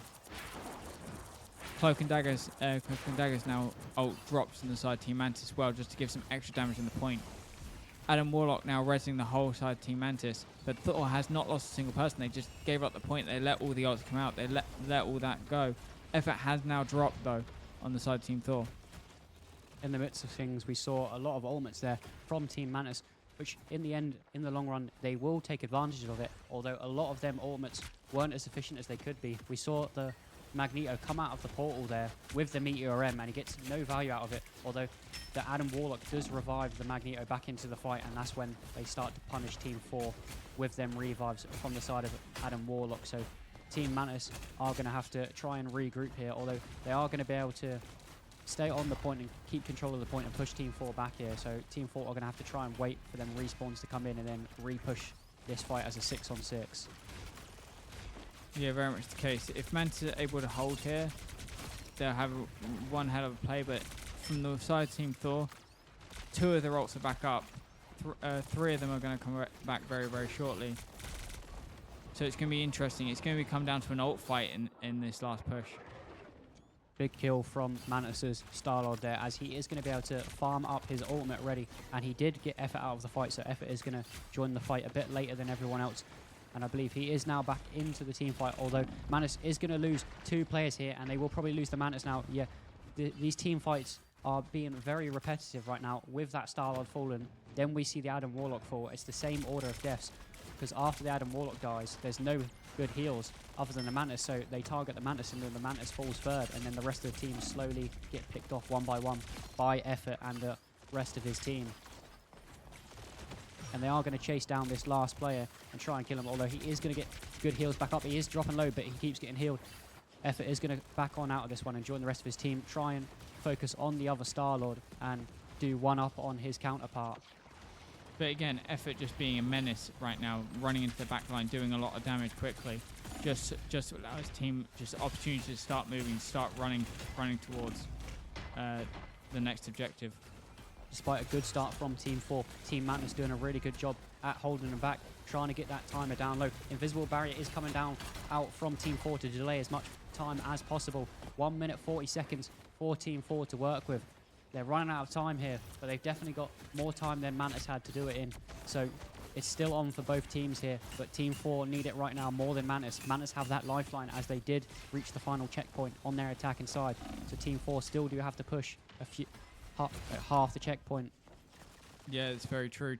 Team Thor have a really close respawn though, so they are going to group up. They are going to do another push. Team Thor has 2 ults up, so does Team Mantis.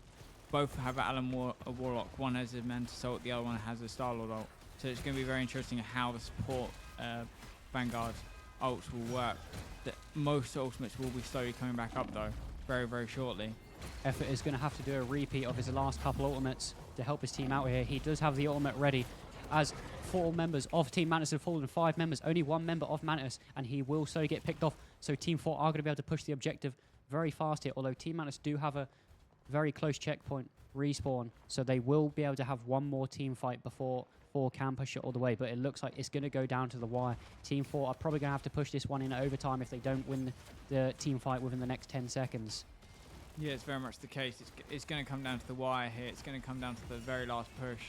If Team Mantis manage to hold this, they will take this game. But if Team Thor manage to push it, will go straight into overtime for one more point capture. And Mantis with the play of their lives. 3 members of Team 4 have fallen, and it's going to prove costly for Team 4. They were trying to wait for the perfect moment to use their ultimates, which has proven dire as 4 members of them have fallen. So they're running out of time. It's now overtime. They've got to try and get back onto that point and then pop them ultimates. Effort is going to pop his ultimate, but he gets no value out of it because it was more of a to try and stay in the fight than get kills. And it's going to prove costly as they're going to run out of them ultimates as they tried the hardest they can to stay in the fight. But Team Mantis looks like they will close it out 3-2 in the 3rd map and take the series 2-1. Very well played by both sides there, but Team Mantis had the stronger hold at the end. Match point for Team Mantis here, putting the pressure on the side of Team 4. So despite that player change, they will take the lead. So we still do have a very intense game on our hands as 4 can pull it back 3-2. But Mantis looking really strong on that defensive side, holding out 2-1. They've only got to win 1 more game, but we are going to go on to that domination game, I believe, next. Yeah, it's gonna be very interesting at how this next game goes, because now Mantis are on match point. If they take the next one, they will win this series and go straight through to the final. And Thor will go down to the loser bracket, play another game. But as of right now, Thor have looked strong in some aspects and weak in others. Like that last push point, they just didn't coordinate properly. They didn't use their ults in the right time. They just fell over in the face of Team Mantis. But overall, Team Thor in the first push was almost exceptional. They every single time was overtime, and Mantis just had that last bit of energy just to push it further over, and it looked like identical in this game. So it's going to be very interesting how that interprets into the next one, which should be Control Point, if I'm not mistaken. To be domination. It should be, yeah. Despite looking so good on the attacking side, Team 4 weren't able to close it out, unlike Mantis, which is pretty interesting to see, considering Mantis were on the last few seconds. Each checkpoint, they only had a few seconds. It went overtime a couple times, but they managed to push it in the last few seconds, whereas Team 4 had a couple minutes on the clock for each checkpoint to push it. But Team Mantis done a really good job at just holding it in the end, proving it doesn't matter how much time is left as long as you hold it out when it matters the most. Yeah, very much the case. We should be going to the next game shortly, as long as all the players and everything is ready. But it does look like that after those games, it's going to be very interesting to how close it will come down to this into this game, because this could be the last game of the series. Yeah, whether we have the similar compositions with the Guardians 3-stack composition coming in, which we've seen a lot on that map. Maybe it's more map specific. The players definitely understand the game more tactically, how they want to play it more than us, and strategically, especially after with the new season coming into play. So whoever loses this game will go against Jeff, and it will be interesting to see if they go for a similar team composition or whether Jeff is going to pull something out of the bag and play a completely different composition. As we saw in the last few games, they have a lot of strategist players, which is interesting considering we saw a 3-stack of strategists in the first and second game of this series. So we could have 3 strategists versus 3 strategists in the lower bracket, as Jeff known to play that type of team composition before. Yeah, it's very true. It's going to be very interesting. It's going to be very strange of how it will go. I do think that in the whoever goes in the lose bracket with that 3 strategist Jeff, whether they're going to try and adopt that playstyle versus them, or they're going to go heavily against it. So it all comes down to this next game. This next game will determine how the next games are played, because people will be rewatching this game, especially Team Thor vs Mantis, especially how the games be going, and trying to watch how they can counter either one of those teams. Yeah, especially with how the veto phases have gone. And we are going to head into the 4th game of the series, and it is domination. So whether we say similar team compositions or not, and this is the first time we are going to be playing on this map throughout the whole tournament, as it is one of the new map. It is the new map introduced in the new season of Marvel Rivals. Indeed. And we have seen the Rocket was banned in the last 2 games, so whether or not he is banned in this game as well could shape how things up, especially with talking about how them triple strategist compositions could be on the side of Jeff and on the side of Team 4 if they do end up in the lower bracket together. That's very much the case. It does look like that similar bans and picks are going to be picked here. Human Torch, Inti getting banned out, Captain America being banned out again. I'm guessing Emma Frost save here. I've seen a lot of these bans before and the exact same save. I think Team 4 have done the same order of bans in the last 3 games with the Captain America ban and the Loki save. So they definitely like to play their cards very similar in the veto phase on every map. No matter the mode as well. We are going to have the first save of Team Mantis coming in. And they are going to save the Hulk, which once again, we've seen that in the last game and the last few games. We are seeing Hulk in the team composition of Team Mantis in a lot of the games. But we have seen the Loki save come straight out of Team Thor, so this time Loki may be played. Yeah, we are seeing Loki in the veto phase a lot as well. And Team Mantis doing the same order of bans once again with that Venom ban in that 3rd slot, which is interesting. Yeah, very much the case. It does look like the bans are going to be very similar because it's kind of the same process. It will be interesting to see who comes out here, though.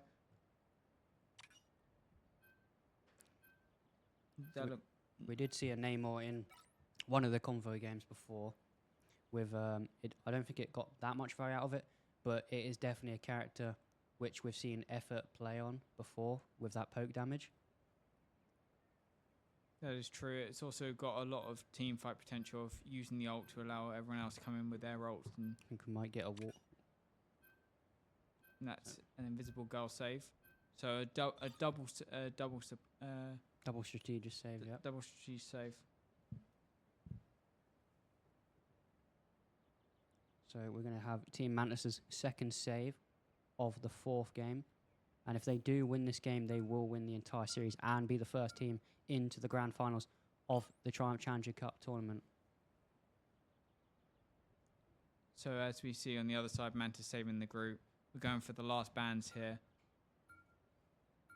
The Wolverine being banned, that's a good solid ban because Thor has been implementing that and using that a lot in these last games. Yeah, and it looks like they wanted to bring it into this game mode as well with the Wolverine being hovered. We are going to see Adam Warlock ban, which is probably the most decisive ban we've seen so far, as it's being used really well in all the games we've seen so far. So it's crazy how it's only now being banned out, but I think it's because both teams were using the Adam Warlock wisely and well with them revives. But with that being banned, now it's going to completely change the team compositions with that Adam Warlock Guardians combo being completely wiped from the game, as Adam Warlock is that decisive factor in that team up combo.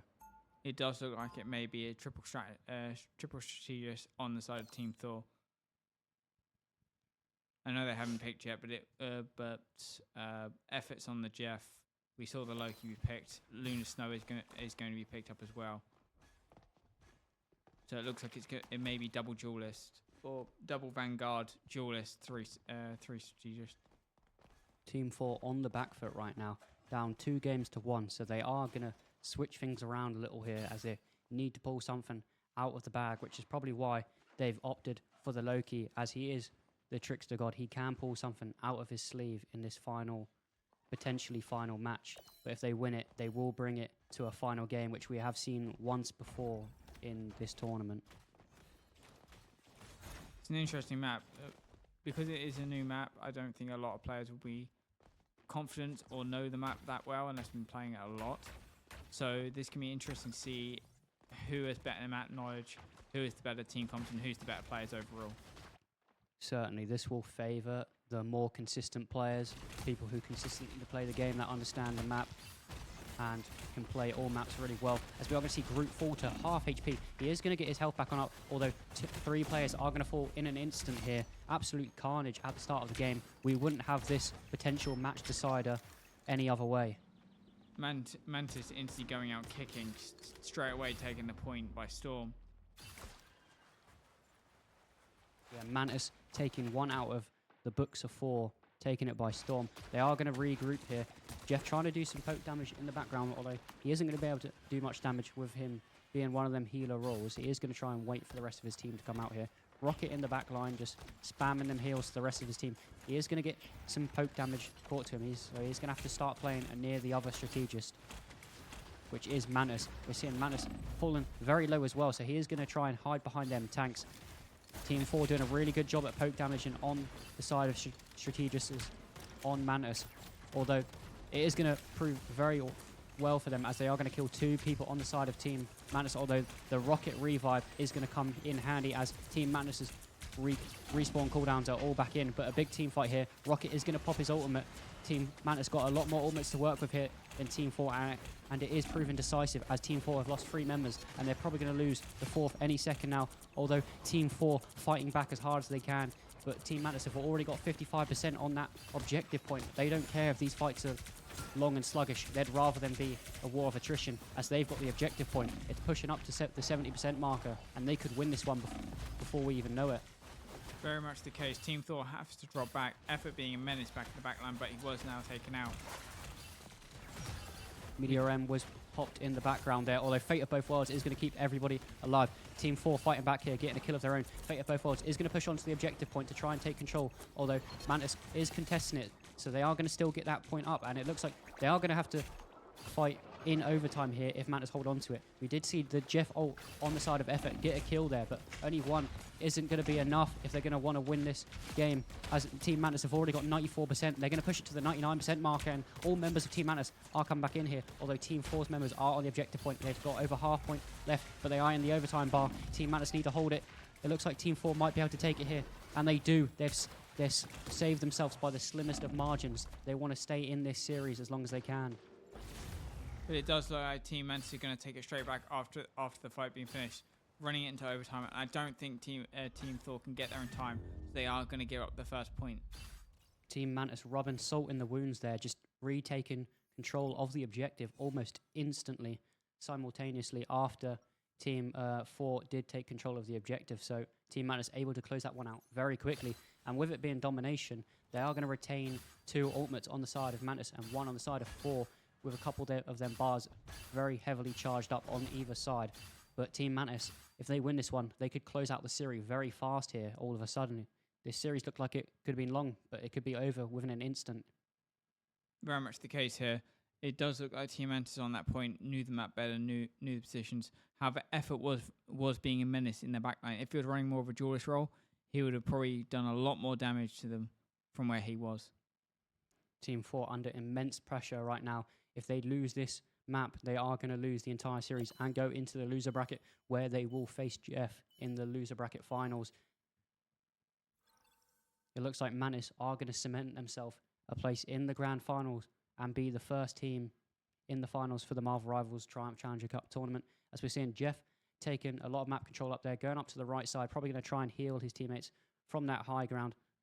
And we are going to see the Rocket and Mantis pushing up as well. We are about to enter the first team fight. Team Mantis are going to have the 2 ultimates to work with, and Effort is going to opt to try and flank the other team, which is interesting with him being on that Jeff roll. A lot of damage from both sides coming out here. Team 4 have managed to farm their ultimates, and Bucky, Winter Soldier, is going to use his. Rocket is also going to pop his ultimates, so Team Mantis are going to be able to do a lot of damage here with that Rocket ult, but Bucky doesn't care. He's going to get 2 kills with that damage boost, and he does get the cooldown, but he does get traded out. So both teams doing a good job at trading out here. Both Rockets have actually used their ultimates now, but it depends who's going to get the more value out of it. It looks like Team 4 will, because they popped it a little bit later, getting more value towards the latter stages of that fight, as 3 kills from 3 different members on the side of 4 do kill Team Mantis, and they are going to have to fall back here, Team Mantis, as Team 4 do take control of the objective. This is what Team 4 needed. They needed a confident start.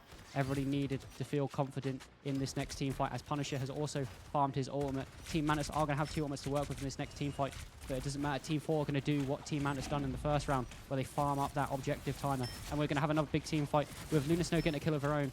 Punisher is going to pop that ultimate, but not getting much value with that Magneto Doctor Strange shield being in the way. It looks like he might fall. Doctor Strange pops Eye of Agamotto, but Fate of Both Worlds keeps everybody alive here. Effort does have the Jeff Shark to work with if he wants to use it in the background. Everybody is grouped up here. He could get a big kill here.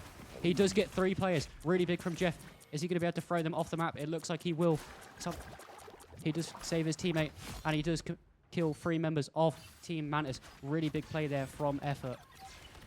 Very well played by Effort there, making sure to take him away than fight. A good use of Jeff's ult, unlike we've seen before. Yeah, we're going to see Team Mantis have to regroup here, as the Thing does have his ultimate for Team 4. Clobber in time is ready to use whenever he wants. He is going to just jiggle behind this wall to try and get some information for his team as early as possible. And they have spotted where Team Mantis are going to try and push from. The Team 4 nowhere to hold the front line, although Team Mantis are going to try and flank. Effort once again flanking on that Jeff, very interesting. I think he's just trying to waste time, be a nuisance, because he can just go back underground and swim out the way and bubble heal himself back on up. And he is just doing so much poke damage. This is really cool to see from Effort, as we haven't seen any Jeffs be this aggressive on a strategist role with him just pouncing on the other strategist. He's just showing us a new way to play these characters. Him messing around with the rocket there, trying to get the rocket. He is going to drop low, but the rest of the team is going to follow suit and come back. The portal from Team Mantis is going to allow them to get onto point, although the overtime bar is in play. More pressure for Team Mantis. More members are coming out of that portal. Effort still being a nuisance in the back line. The Thing is charging up his ultimate. Mantis have the Bucky ultimate to work with, and it looks like it's going to go well. He gets 2, so he gets the reset. He gets 3, he gets another reset. Really good damage from Team Mantis' Winter Soldier there, and it looks like they will take control of the objective, similar to how 4 did in the end. But can 4 respond and take control of that point simultaneously how Mantis did in the first map? But it looks like Team Mantis is going to try and clean up here. Thing is dropping low. He has fallen. Rockets on his own. And Winter Soldier is going to clean up the rest of the players here. Really well played there from Mantis in the dire seconds of this game. Yeah, very true. Effort's still in the backline being a menace, but I'm not sure how long that's going to last. He could drop any second now, but he is keeping himself out. He is being a menace. Another ult coming out. He does catch Strange in that ult, but he's not going to get off the point in time, I don't think. He's doing a really good job at just wasting as much time for his team to come back in with them bubbles, healing himself back on up. That's the good thing about Jeff. He gets the movement speed bonus as well, so he's really hard to hit. For them poke characters, that Team Mantis have a lot of characters. The only problem about that is a lot of ults will be coming back up due to the poke on Jeff. So on the side Team Mantis, a lot of ults will be coming back up very, very soon. Like we've just seen the Doc Strange ult, we're gonna see the Rocket ult coming out right now. So a lot of ults will be using the side Team Mantis to hold this point to keep Team Thor from getting it. Yeah, that rocket ult definitely going to be a nuisance, but the counter rocket ult has come out as well. So it looks like it should favour Team 4 here, but Team Mantis don't care about that. They're getting kills anyway. Lots of players are going to fall low on the side of Team 4 as the Thing does fall. So he is going to be out of this battle, and Mantis are going to take control and push on up. They've got lots of map control right now. Effort trying to waste some time on that objective point, but it doesn't matter. Team Mantis are contesting that point too well. The Thing's respawn has already come in. He is going to try and come in, but Team Mantis have already got 80% on that objective. Although, crazy play from Effort there to be able to kill one of the supports from Team Mantis. So they're not going to have as much heals from this team fight. Although, because they're running that triple strategist composition, they will still receive double heals. So Team 4 have a very hard line to break here if they're going to want to take control of the objective. Effort doing a really good job at farming that Jeff ult, as he has already got it back. And he's got 4 people in him. This is very huge from Jeff. He is going to save his teammate, and he kills 4. Huge play from Effort, and he's just won his team the game there. Very well played by Effort there, farming up his ult, getting a perfect ult in, catching 4 of Team Thor, allowing them to get win that last objective to push it to round 3 in this game.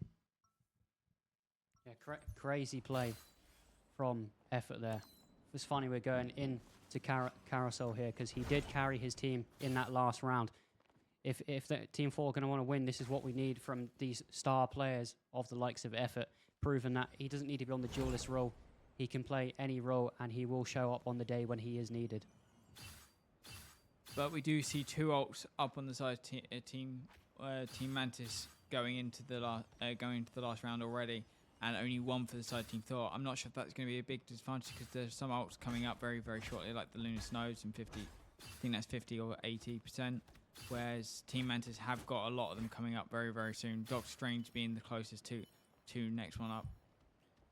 Potential mind games from Team Mantis there, retaining 3 of them ultimates to help them more into this second fight, maybe to confirm a win. Maybe they held back a little on that last round as they want to close out the series 3-1 so they can cement themselves a place in the grand final as soon as possible and begin practice for their next match in 2 weeks' time if they do win.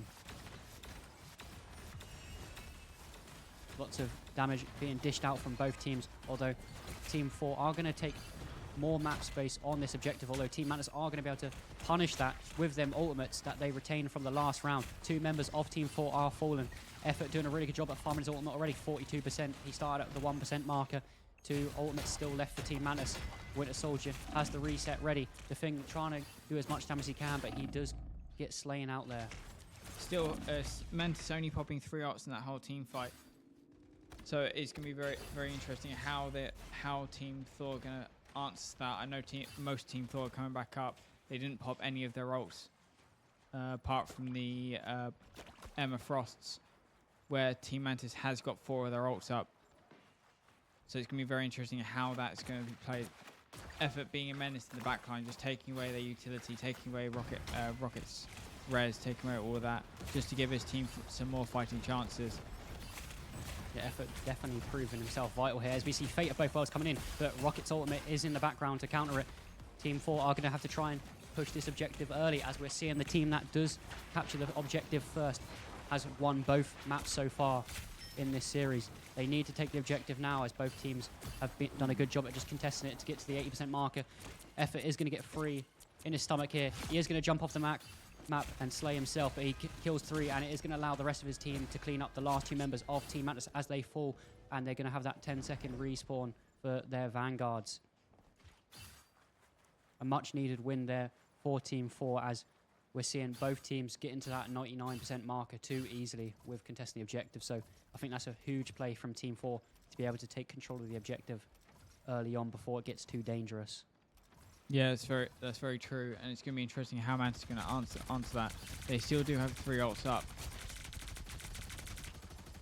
This is a really good team composition here for Team 4, as they have control of the objective. They don't have to play as aggressive. Punisher can sit back here and play a bit more defensive, which is what they want. This is what has been winning teams the domination games. Get the objective and play overtime and waste time, because that objective marker will go up even if they are contesting it and get to that 99% marker. But it doesn't matter, because Team 4 are going to kill 2 anyway. Eye of Agamotto is popped. He gets no value. He is going to get slain.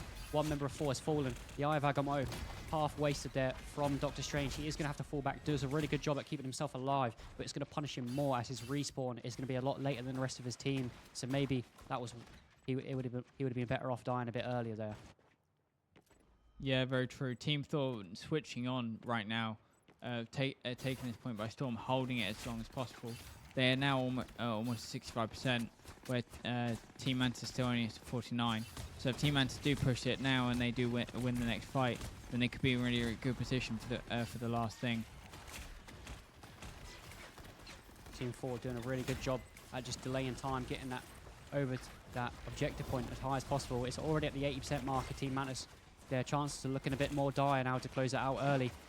We're going to have the Jeff ult come out again. He's getting so much value every time out of his ultimate. He's got 4 people. They're going to try and kill the Jeff, but he's too fast with them bubbles. That is actually crazy from Effort that he's pre-set up the bubbles so he could ult them and then run away off the map as fast as possible. That is actually crazy from Effort. Team Thor have been living off Effort's ults here on the Jeff. I was questioning the Jeff picks, honestly, but it was very much the case of very well played and very well picked. So we are going to go to a final map here, which, to fair, we didn't expect anything less at the start of this, but as the series went on, it was looking a bit dicey as to whether it would go that way or not, as it kept changing. But both teams proven that they want to be here right now. Team 4 definitely earned a spot in Valhalla there with that last game, playing absolutely well, raining the hammer down on Team Mantis. This could go either way. Team Mantis didn't look as good in that that last game, but both teams proven that they'll wake up when needed. So this game could still go either way. But it is first to 3, and whoever wins this next game will be the first team into the grand final. But I just can't believe Effort pre-placed bubbles so he could ult them and run away off the map. Difference between a good player and a great player. He already knew the route, he knew the maps, he knew what to do. All he needed was get the perfect ults, and 4 times that game he got really, really good ults to allow Thor to have an easy sailing victory on that last round there. He like set up a maze Yep. of bubbles just to ult people and run away. So maybe we'll probably see a Jeff ban here. I wouldn't be surprised if we don't see a Jeff ban here, because that character had the most value out of any character we've seen all game, I think, so far. Which is interesting, because we did see a bit of Jeff in the first game and it didn't get much value. But I think that game he's stepped up on the Jeff and shown that he can play Jeff in a different way. I think he played it too strategic, but now he's changed the Jeff to more of a flank and poke and break all the util and then farm up that ultimate and make good use of that ultimate. Because the Jeff ultimate's fairly simple and easy to use, but it is also easy to counter. But he's setting up them bubbles really well to make the most efficiency out of his ultimate. Yeah, that's very true. It did come out on the Jeff being almost the key linchpin of those last ones, but when he was being played in the first round, there was nothing much to it. It did kind of end up at the fact of, from that perspective, I think it just depends on the maps, because that map was very open. There was a lot of choke points though, which allowed Jeff just to get in and get them without them escaping. Where the other maps he was playing, they were too open, so there was not a lot of checkpoints. So it was almost the fact of he couldn't set up, he couldn't do the ults properly because they were too open. Where this one had a small choke points where they were coming through to allow them to grab the ult and the perfect line straight off the edge of that. Yeah, this match is definitely a grand final within itself. This is definitely a good chance we see both these teams in the grand final if we don't see Jeff step it up, because both these teams are playing absolutely amazing right now. Every player giving it out all. Shout out to all the players putting their hearts out, taking the tournament very seriously. Both teams are in it to win it. It's do or die time for both teams right now. They're going to want to win this one to get into the grand final first. They're going to want that morale boost for beating the team and knowing they have the confidence to win the grand finals because they're winning the semi-finals now. Indeed, it's gonna be very. This last game is gonna be very, very tight on who's gonna get it. Yeah, both teams right now are playing for bragging rights. Get into that grand final first. Don't have to play an extra game as well. Get a break and then best of 7 for the grand finals after we have a best of 5 in the loser bracket. So that if 4 do lose this game, they would have to have played so many games as they started in the first week and they had to climb through all of the upper bracket. Then they'll have to play a game in the loser bracket and grand final. So they would have played more games than any other team in the entire tournament. Indeed, but then again, it's sometimes how it goes. The most played teams get to the grand final, but they've also gone to the loser bracket. Or some of the teams which played the least games get straight through to the grand finals and win it. So it all comes down to kind of commitment, grit, going through the ups and downs, as well as that, just being very professional, very team organized. So even if you do lose a game and you go into the loser bracket, you can still fight your way back up. There's still a chance to claw your way all the way back up. So it all comes down to this last game here in Midtown. And our last game will be Convoy. So we are going to see both teams on the attacking and defensive side again, which definitely favoured 4 in the last Convoy game with them being, in the last Convoy game, with them being so good on that defensive side, as well as being able to take the payload all the way to the end on the attacking side. So they prove they can play on both sides. We are going to see both teams have to bring their A game if they're going to want this.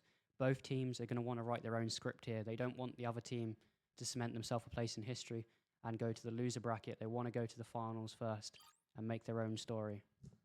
Indeed, this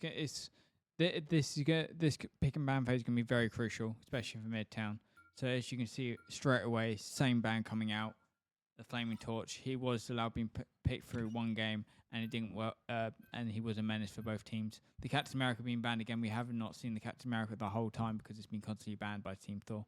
Yeah, we're seeing a repeat of the veto phases. So there's a good chance we see a Loki save, Venom ban in the other veto picks.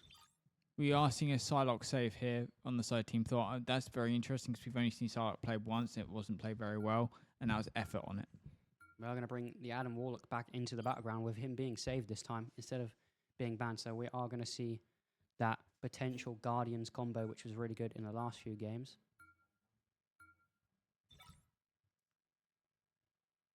So 4 are going to have their second ban now. It will be interesting to see who they ban, as we're seeing a different veto phase other than the first couple picks with the Human Torch and Captain America, which we've seen every game. And we are going to have a Star-Lord ban, which is a very big targeted player ban there. Both teams can play the Star-Lord, but it is definitely a good counter with their Team Mantis saving the Adam Warlock, so they can't go for that Guardians combo if that's what they were going for.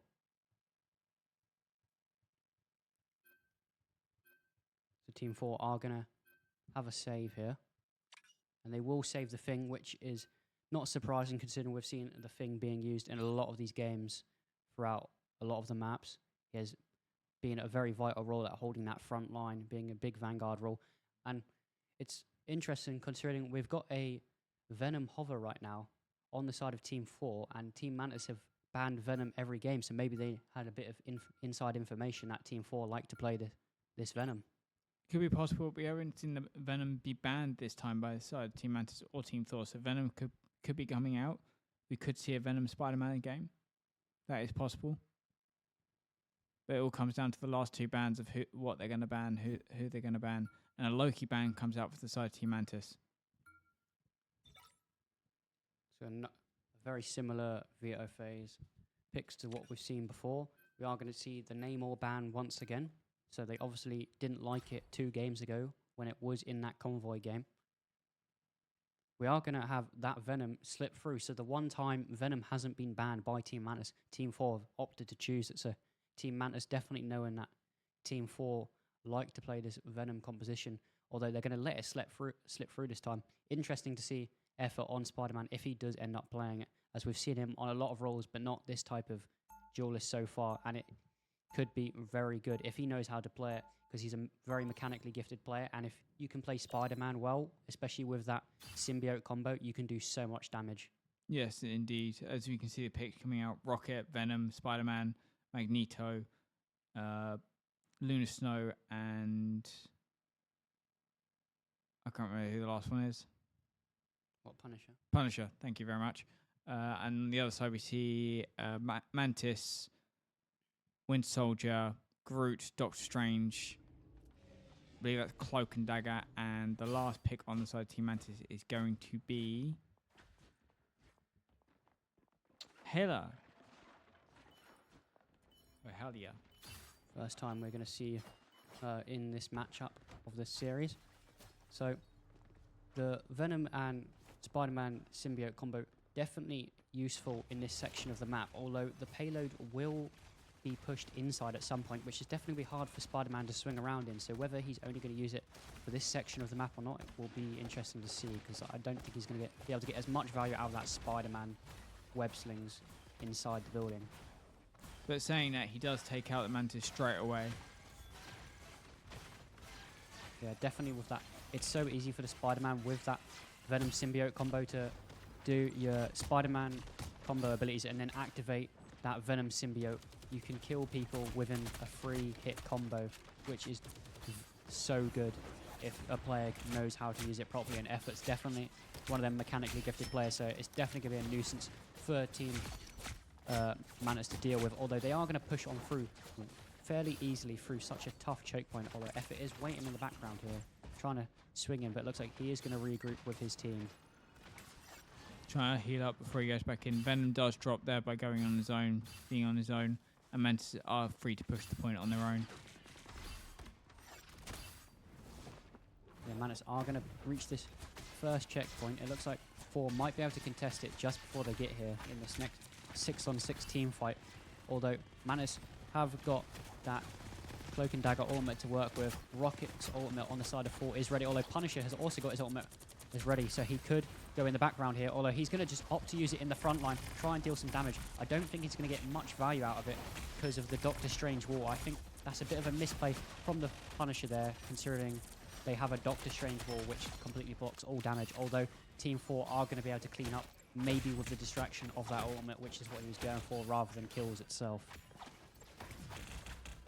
And we are just going to clean up here. Good defensive hold from Team 4, which we've seen them do time and time again against Team Mantis, where Team Mantis push so close to the checkpoint, although they're holding to the last few seconds. So if Team Mantis drop down to 3 seconds here, I'd actually believe they're more likely to get the checkpoint with how clutch they've been in these scenarios. Yeah, very much is the case.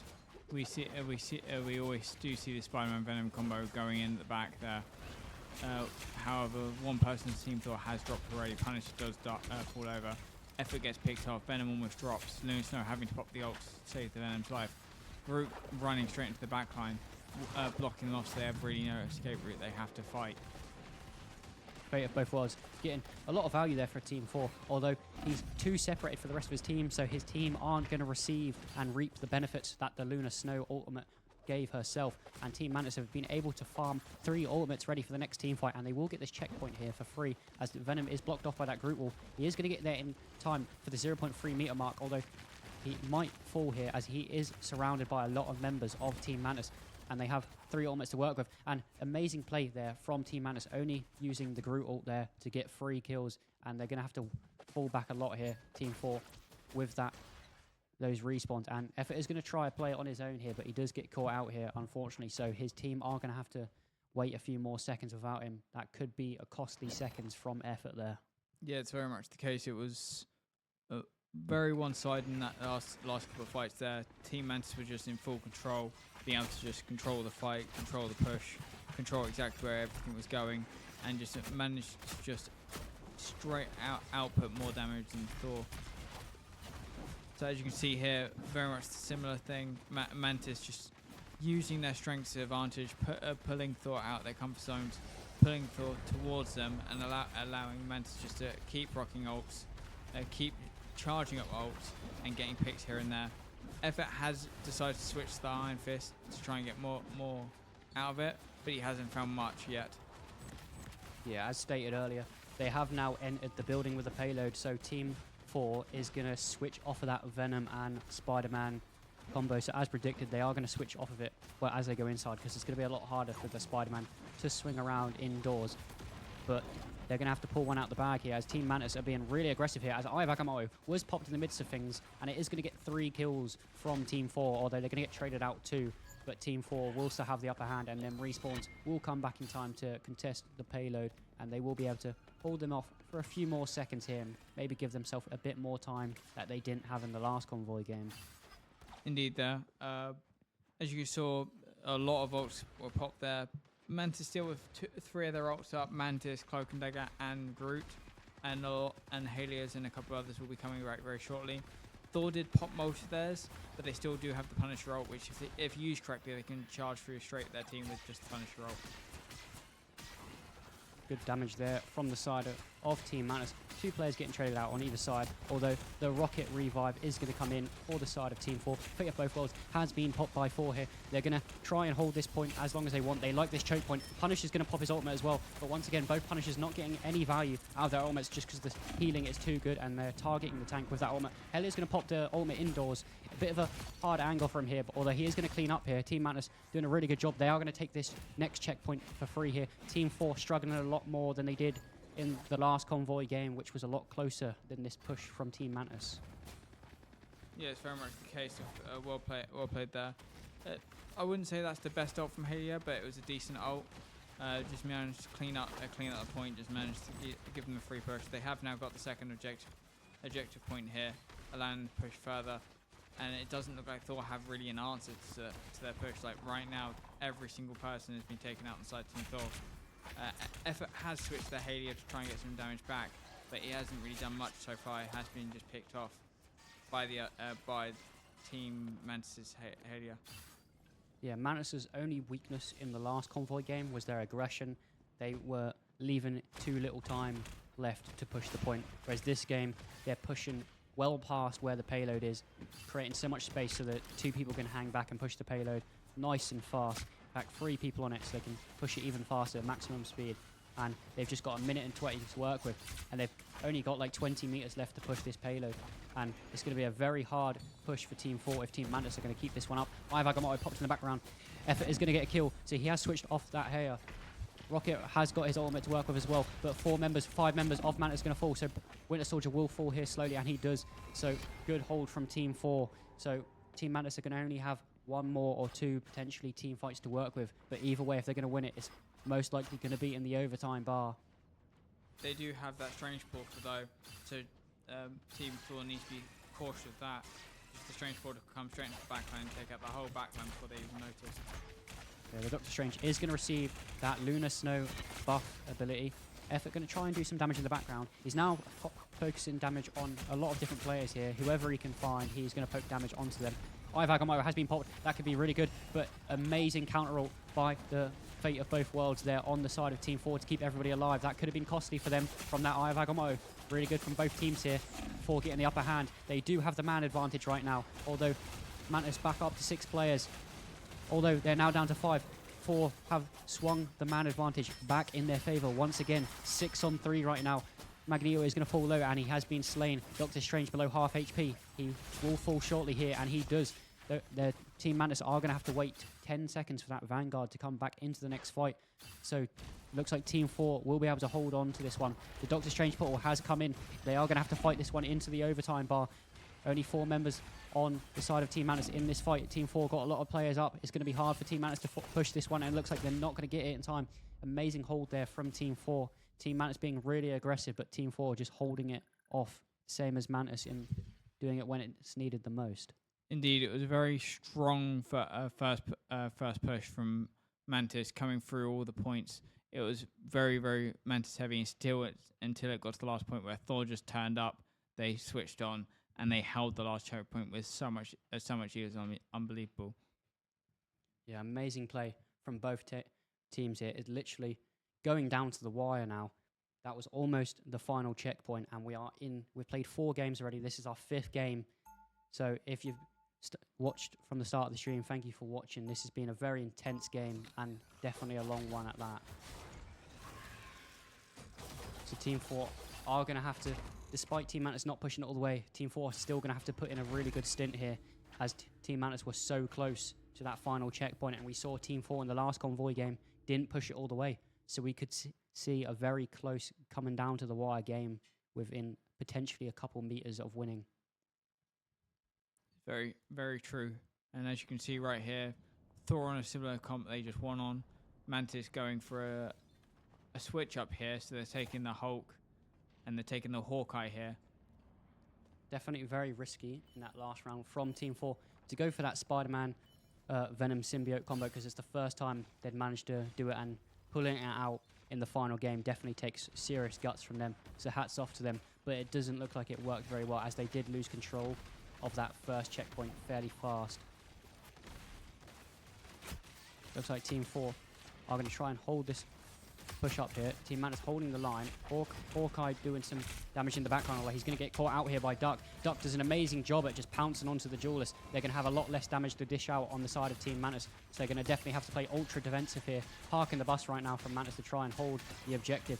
Team 4 can be able to push up really easily here. Yeah, as you can see right here, Team Thor have just been playing outstandingly in this last game. They managed to catch loads of people off guard. That, as you can see, three, if not 4 people are dropping almost instantly right now, pushing the point at a rate of knots. Wolverine going in, catching people, effort on the side, cleaving people in half. Yeah, Luna Snow working overtime right now. She got 2 kills at the start there and was dishing out so many heals to the Wolverine and the rest of her team to keep everybody alive. We saw Wolverine in the midst of things there, sending one of the enemy players on the side of Mantis up into the sky just to pinch him out for the rest of his team, and they're just doing a really good job at separating players from each other, and they've got a whole 5 minutes to work with, so definitely done that much faster than Team Mantis did in the first half. It's going to be really interesting how this push from here. Thor do have a lot of their ults up. However, Mantis have been very, very strong on defense generally. So it all depends on how these next 2 fights goes. Will kind of determine it. Effort popping his ult in the backline, see if he can get any kills from it or just put some damage in. He does almost drop, but he does get out quick enough. Yeah, these games, the tides are changing really fast in these games, because both these teams are really good, and this team is this game is heavily momentum based, with the better team farming up their ultimates, allowing them to push the momentum even more in their favor. So when they're winning, they've got their ultimates ready for the next fight, and it's proven very well for 4 as they won the first team fight, and their ultimates are allowing them to get 3 kills. They might be able to kill Waldo here on the thing, but he is going to stay alive. Really good heals from both teams here. Magneto is going to fall out, and he has been slain by the Magneto on the side of Team 4. 3 members of Mantis have fallen, and it's looking bad for the side of Mantis right now. They're going to have over 5 minutes to work with Team 4 here. If Team Mantis can't hold the objective, and they can't, they've got 5 minutes 20 to push, not even to the final checkpoint. a lot more time than Team Mantis had. Team Mantis only had a few minutes to push to this point, whereas Team 4, they've got all the time in the world to work with, but this could slip away from them very quickly if they don't focus on up here. Yeah, in push points, it's very hard to monitor the time because sometimes you look and go, oh, I've got 5 minutes, it's a hell of a lot of time. Then suddenly you look back feeling like it's only been 30 seconds, and suddenly you've only got a minute left.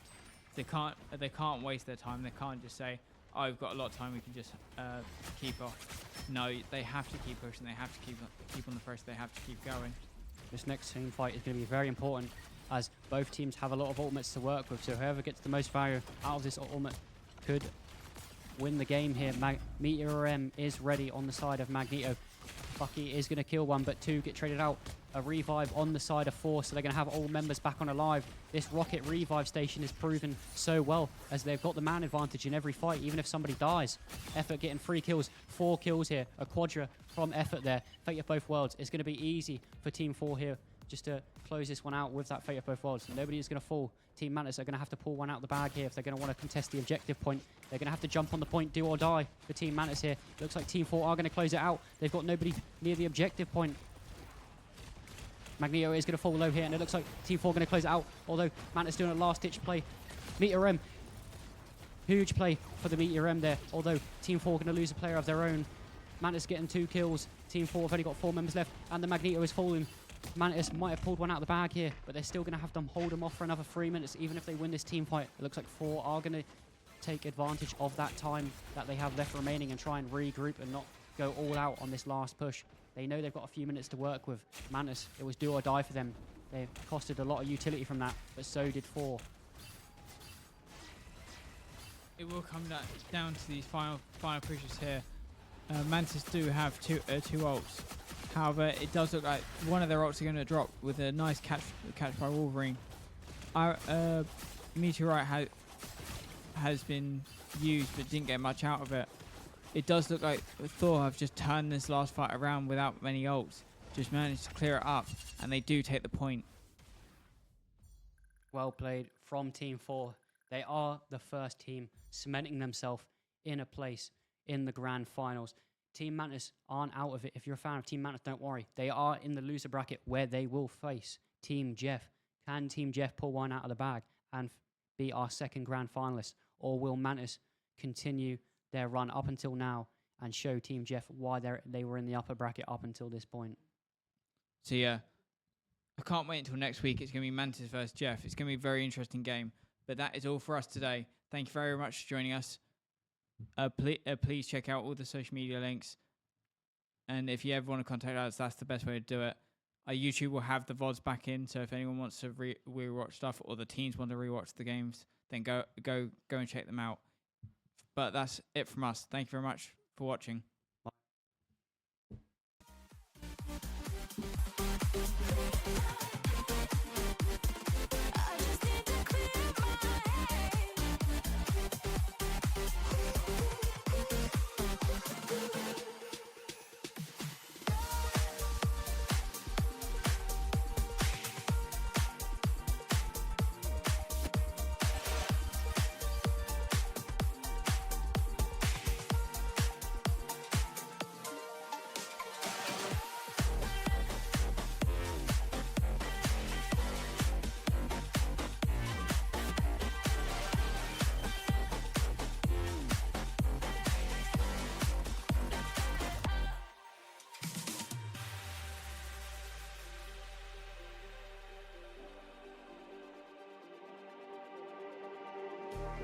Just like the street lights lit this town.